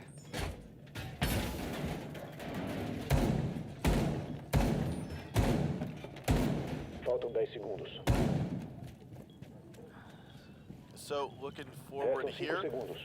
we are seeing not too much of an Atacante recuperou o desativador. Os off-standard atacantes devem defensive localizar e hold. desativar The uma only bomba. thing that's really different is a 2-2-1 split, with Mira being the only one downstairs.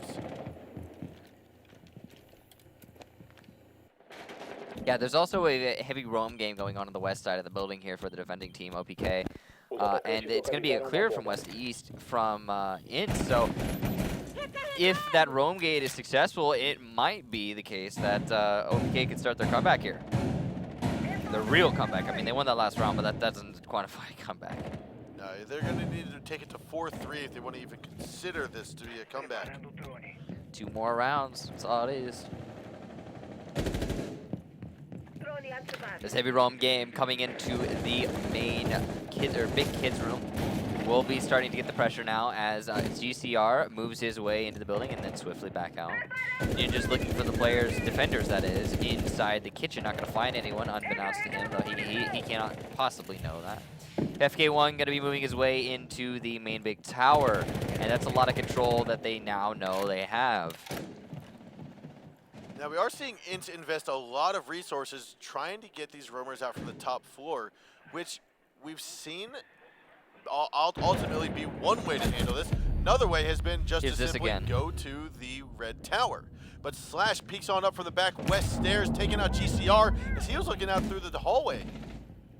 Yeah, just a nice peek out there by OPK. And then meanwhile, Doki's going to take down Silence, and now it's looking like INTZ is going to lose another round. This might be the comeback initiation for OPK. There's another one. Well played to Drix there, and this is that roam game I was talking about really being successful. A trade is going to happen between Ninja and Doki, and it's all down to Lend in a 1 versus 4. And Lend's shield will break, but that won't deter him from getting at least 1 kill. He puts on his second shield, and the rush in from Bandit. That is going to be Slash, comes swooping in. OPK now only trailing by 2 rounds. They could make this comeback happen. They could bring us to overtime and establish. If OPK gets overtime and then they win in the overtime, they will be finishing this out in a 2-0. OPK going to be going back on to attack. We are going to have INTZ going on to the defense of the laundry room. I believe that is. Again, we do not read Portuguese, but it is. That is laundry room. Yeah, that is laundry room. Awesome, thank you. That is going to be the laundry room defense for INTZ. So INTZ looking to finish things out here with the basement defense. They're not going to go for that tower, which is it was surprising considering they won it so decisively. Atacantes precisam localizar e desativar as bombas. We'll see if INTZ opts to go for a heavy roam game or if they're going to be doing something a little bit more standard. I wouldn't be surprised if we see INTZ go for the heavy roam game, considering the fact that OPK was so successful in the round just prior with said roam game on the west side of the building. All of the engagement happened over there. It all went down with the roamers, and they managed to lock out the round exclusively with that. But there's still a big risk involved in committing to a play such as that. Now, we are seeing, again, some heavy investments inside of the kitchen, meeting hall, standard reinforcements. The mirror window is going to go on facing the dining, which, again, not anything out of the ordinary. What I have not seen yet is a reinforcement on the lobby drop hatch. Well, not necessarily out of the ordinary, right? But it's still kind of like heavy committing to that roam game. Yep. We see this happen a lot in the Latin American scene, especially, where you'll have the defenders, when they're going into the basement, they will push very hard for that west side of the building. I still have yet to see one of the defenders go and reinforce the drop hatch in the lobby. but we'll have to I stay mean, tuned and see. I feel like a lot of these teams are just negating that entirely. We saw in Clubhouse, INTZ just did not care about that drop hatch in lobby because, I mean, it's going to get opened by Hibana anyway. You see Panico using the Twitch drone for probably the best, most useful thing that you could use a Twitch drone for, which is opening up a mirror window. But at the same time, elsewhere, FK1 will take out the Blackbeard before, wow, he's committed himself here to this garage. This is very dangerous for FK1, but he will get away alive. That was a very risky play. He could have actually just effectively nullified his first kill. FK1 really, again, one of those players on INTZ that has been stepping up for his team and trying to bring this into the third map. This might be the round. As GCR is going to be challenged inside of the attic, and Ash will not be paying close enough attention. GCR comes out on top, finishing off Flash. Now FK will get Drix down, and this is looking like we will see INTZ win this map 5-2. There's only 2 attackers left to go. It's going to be Panico and Daki, and that means Panico going to try to cause a little bit distraction, but he does hold on to the diffuser. He's going to work his way in towards the west stairs. You saw the window he's working towards.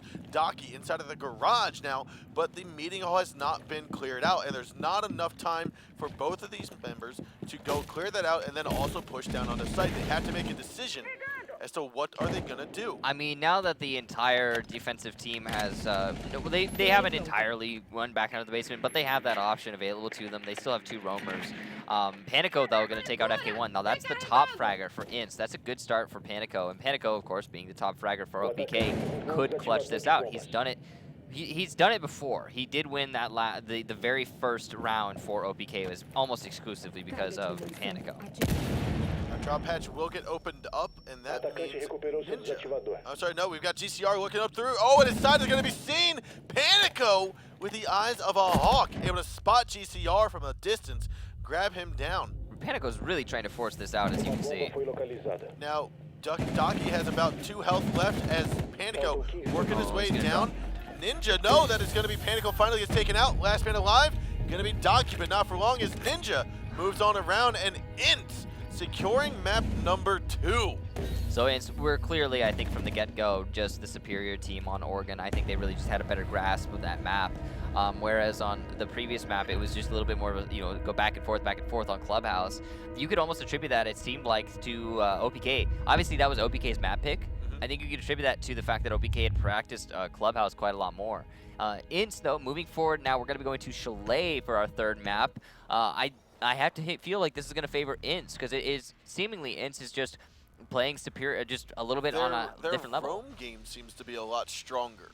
And that's one of the things that makes or breaks Chalet for teams, is it's the roam game. We've seen that time in and time out on how the roam game, if you are successful, if you are able to get your timing down correctly for the roam game, you are going to win the majority of your Chalet play. And that, I think, is where INTZ is excelling right now. Yeah, so moving into Chalet, I think it is going to be a little bit in the favor of INTZ. And OPK is going to have a lot to work through to put themselves on a serious note to win this particular map. They did win the first one, of course, on Clubhouse, but I just can't help but feel like that must have been a pocket strategy, like a pocket map pick. I think, Clubhouse is one of those maps that gets overlooked a little bit now in the ban phase, and if you really want to bring yourself to Clubhouse, you could bring yourself to Clubhouse. Yeah, I think for the teams that have been around longer, they realize, hey, we know Clubhouse inside and out. We might not have fresh new strats on them, but we know we can put something together. We can even pull out old strats, and they'll still be viable and they'll still work. Absolutely. So that's one of those reasons why we might have gotten that Clubhouse pick at the start, is they weren't really thinking too much about it. They weren't thinking about banning I think it was OPK intentionally wanted to go to Clubhouse. I think it was they were like, okay, let's bring it to Clubhouse. We practiced this. We're ready to go. And meanwhile, INTZ was kind of like, hey, we have other things we need to ban. We have other things on the table that we gotta get rid of our coastline. We gotta get rid of our skyscraper. Yeah, let's take a look at some of the highlights from that previous match that we just watched on Oregon, though, ladies and gentlemen. As this was an intense match. I mean, it was very much, of course, sided towards INTZ, but it was still an intense match. What a shot from Panico. Again, Panico, while he was on the losing team of this map, he really did try to bring it for his team. And even Daki, bringing this in from a 1-on-4, I believe, to a 1-on-2. So here's one of the final rounds, or that was the final round there. Panico finishing off the kill there onto GCR, but ultimately, Not Hibana, able. who's very much hurt, Twitch, great aim, but still not able to win every single engagement. You're not going to get the win. Right you are. So our third and final map is going to be Chalet, and this is going to be the last map of the evening. We already got done our Black Dragons and Pain Gaming series, where Black Dragons came out on top in a 2-to-1 fashion. 2-to-1? 2-0. 2-to-1. Oh yeah, no, it was 2-to-1. It was went to the 2-to-1. third map. So this 2-to-1. is going to be two. Actually, this I believe is the first day of Pro League that we have had 3 maps. 6 maps. Yes, first 6 map day of Pro League ever, ladies and gentlemen. In this season. In this season. Yes. In this season. Although I think the previous season too. So like the whole year. Not entirely sure. Well, let's see. Probably Maybe. the whole year, but at least this season, at least. So we are again just waiting for members from INTZ to form back in party here, and with that, Chalet, we haven't seen an overabundance of play this season on Chalet. This might actually be the second time we've seen him. I think Probably second or third. about the second time. Kitchen dining, we know that's going to be, or I'm sorry, kitchen trophy. That's going to be one of the sites. You also have downstairs. We saw one team, I think it might have been Omen, brought us to the bar and gaming room twice and did it successfully. Yeah, it was really nifty to see. They did end up losing the map, but Correct. the bar gaming was actually their best defense, their best chance of bringing it back. And they were Oddly very enough. solid there. The normal counters that were coming out from the other team were not working, and I think you could attribute it to really just the mirror window that was placed in the library bunker, it worked very well to counter that main balcony over top the lobby. It did very well to counter that particular play, because usually that's how you counter a gaming bar, is you put somebody on that balcony above the main lobby, you pressure into the library through the master hallway, and using the cover from the guy on that balcony, and then you just take library, then you have control, and you could just plant the diffuser. Yep. But we are getting underway here for Chalet, ladies and gentlemen. This is going to be our third and final map between OPK and INTZ Esports, and OPK is going to kick it off on attack. INTZ Gaming starting out on defense, and we're going to go with, I'm going to the say... Cozinha Sala dos Trofias? I'm going to say Trophy. Trofias. It was yes, that's what it was. Trofias, it means trophy. Yeah. It means kitchen and trophy, which means we are now fluent in Portuguese. Yeah, we're figuring it out, guys. So obviously everyone who's actually fluent in Portuguese to just watch that is probably facepalming pretty hard right now, but that's okay, because you know what? It was fun to try. And yeah, the trophy defense first here for INTZ is no big surprise. I mean, teams usually prefer this to the basement defense, as it lends a little bit more versatility to the defenders. And as you can see here, there's going to be some reinforcements coming downstairs from INTZ, something we don't see a lot, especially in the other leagues, in the Europe and the North American League. So it's very much a focus on the basement, which, again, that's the sort of thing, we used to focus on the basement in the old North American meta way back in the beginning of Pro League, like Season 1, Season 2, and the focus was shifted off of that basement because it was deemed not worth it. So we'll see if it's worth it for INTZ. And it really just comes down to, I think, how OPK chooses to address this. If they're going to go full throttle into taking on to this big garage, or if they're just going to go around. Now, the thing about that is, you can clearly see the way that OPK is trying to handle, or sorry, INTZ is trying to handle this, is that they're using that pulse sensor downstairs in C4, that they're going to be able to C4 underneath the entirety of Trophy, and then not only the entirety of Trophy, but also, if you want to, you can C4 into Kitchen somewhat in certain situations. Wow, look at that. Kill there from Panico onto Len. That was smoke inside of the Trophy. That was a double, so that was a second fuse charge. That was the second fuse charge on the trophy window. I would have expected Smoke to actually destroy the window after the first fuse charge. Or just kind of walk away. But alas, he did not. And that is an example of brute force fuse charging really just kind of working in the favor of the attackers here. What were we talking about? Yeah, so yeah, I like the C4 strat that's going to be coming out from below, utilized by INTZ. A little bit of a misnade there. by OPK. And another missed nade there, unfortunately, is going to mean that both of them will not be used to kill FK, who is hiding all the way in the south corner of this dining table. Now GCR will tag that shot down onto Drix, knocking out the sledge as he, I think, went all the way downstairs to the basement. No, he was top floor. That might have been from the fireplace stairs out towards the balcony where we just saw Ash. So these attackers have a lot of control, and you can see they're establishing onto the anchors on the site, and FK is going to be one of those anchors, but it's going to be a two-way battle, and FK is going to come up on top, taking down Intact, but he doesn't know that necessarily, as there are no point notifications. All the same, that's going to be a 50 HP now as the reset comes out onto Intact, and technically speaking, Intact did come out on top of that engagement, as FK will not get said reset. So 35 seconds left to go. You still have 4 attackers, 4 defenders, and as I say, that slash will fall, but so will 2 members from OPKs. They're going to drop in, and it looks as though Bandit is there to grab a double kill. Ninja swooping on in, grabbing the double kill. Now Panico, last man alive, has fused. He's going to be outside trophy window. No, he's not. That's one of his teammates.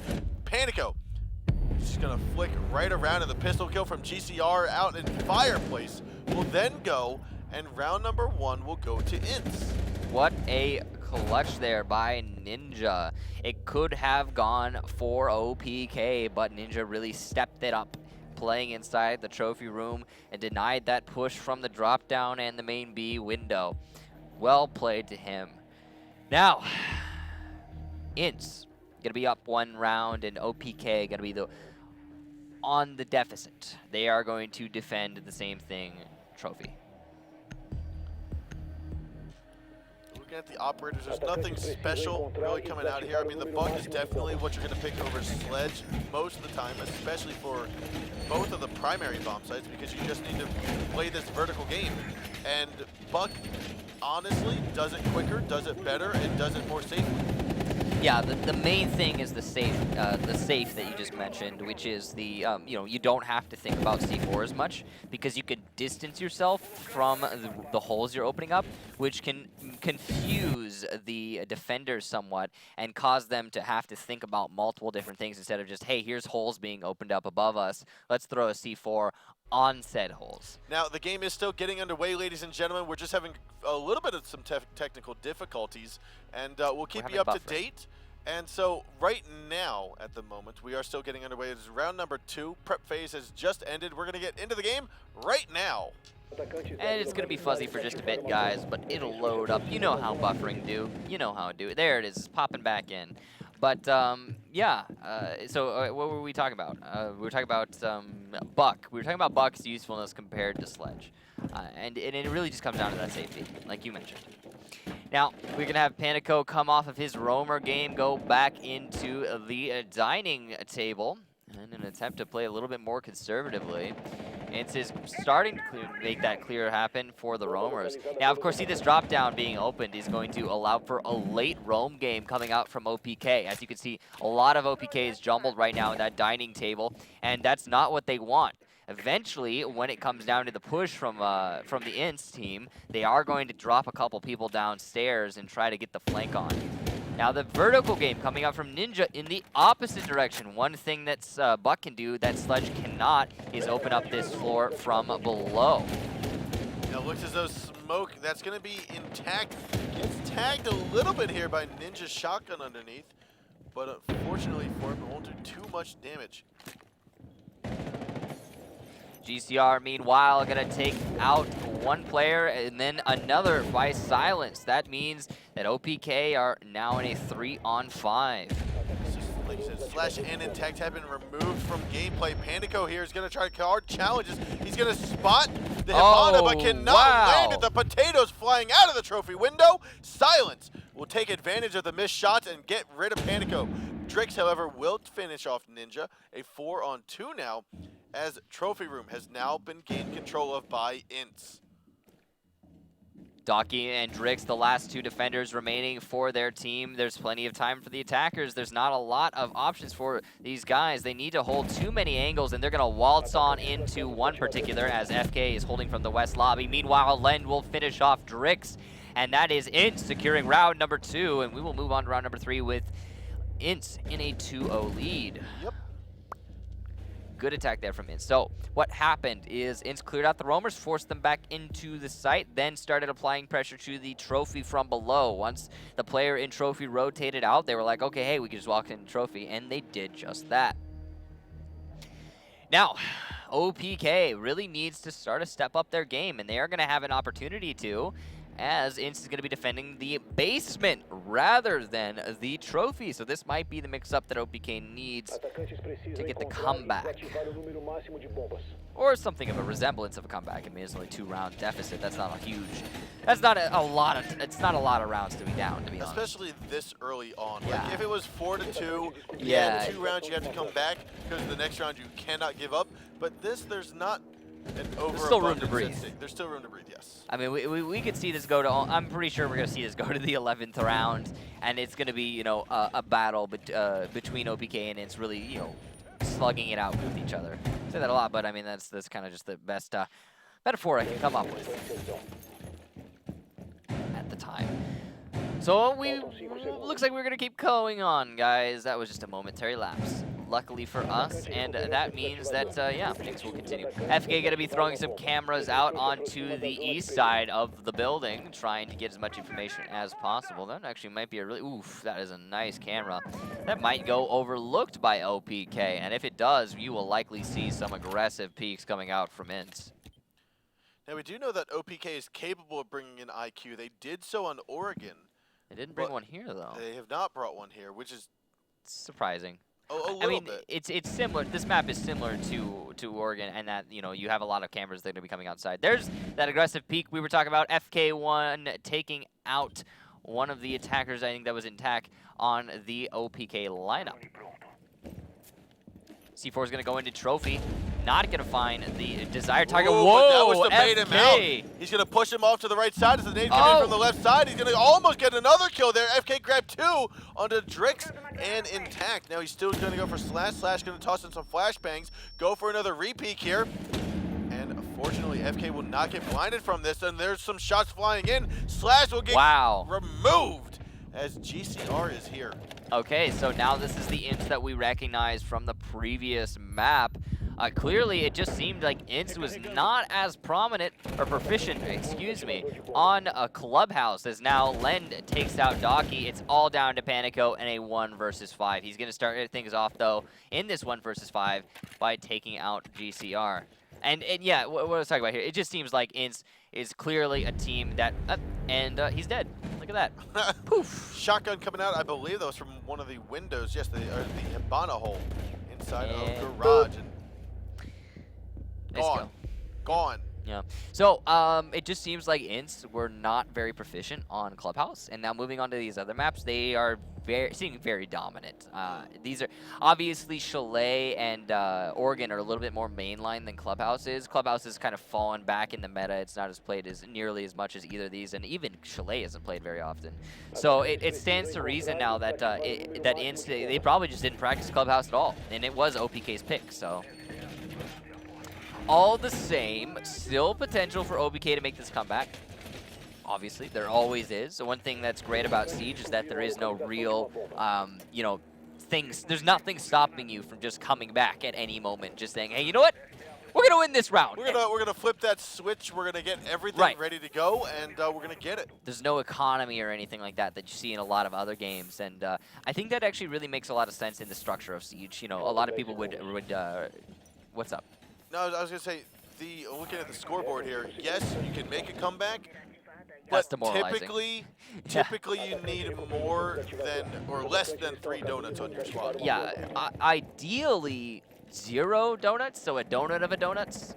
But yeah, you actually do, right now we do have a OPK dropping 3 donuts, and that is unfortunate to see. Again, you know, we talked about this before, but everybody drops donuts at some point. You know, it's just something that's going to happen. So even some of the best players in the world have dropped donuts in pro matches. So it's just, that's how things are. That's how it do. But I've had my share of donuts in the pro league. I don't think I've dropped a donut in the pro league before, but I only played in 2 seasons, so like that's not a lot of ground to cover. When you have people who have been playing like through the whole, you know, the whole time throughout both years, then yeah, you're gonna have a couple donuts. Now GCR is going to get the all clear to move in and actually get rid of And then the cameras we saw there. As you can see, McSpiral Face is gonna make his way back. Oh, and he's back again.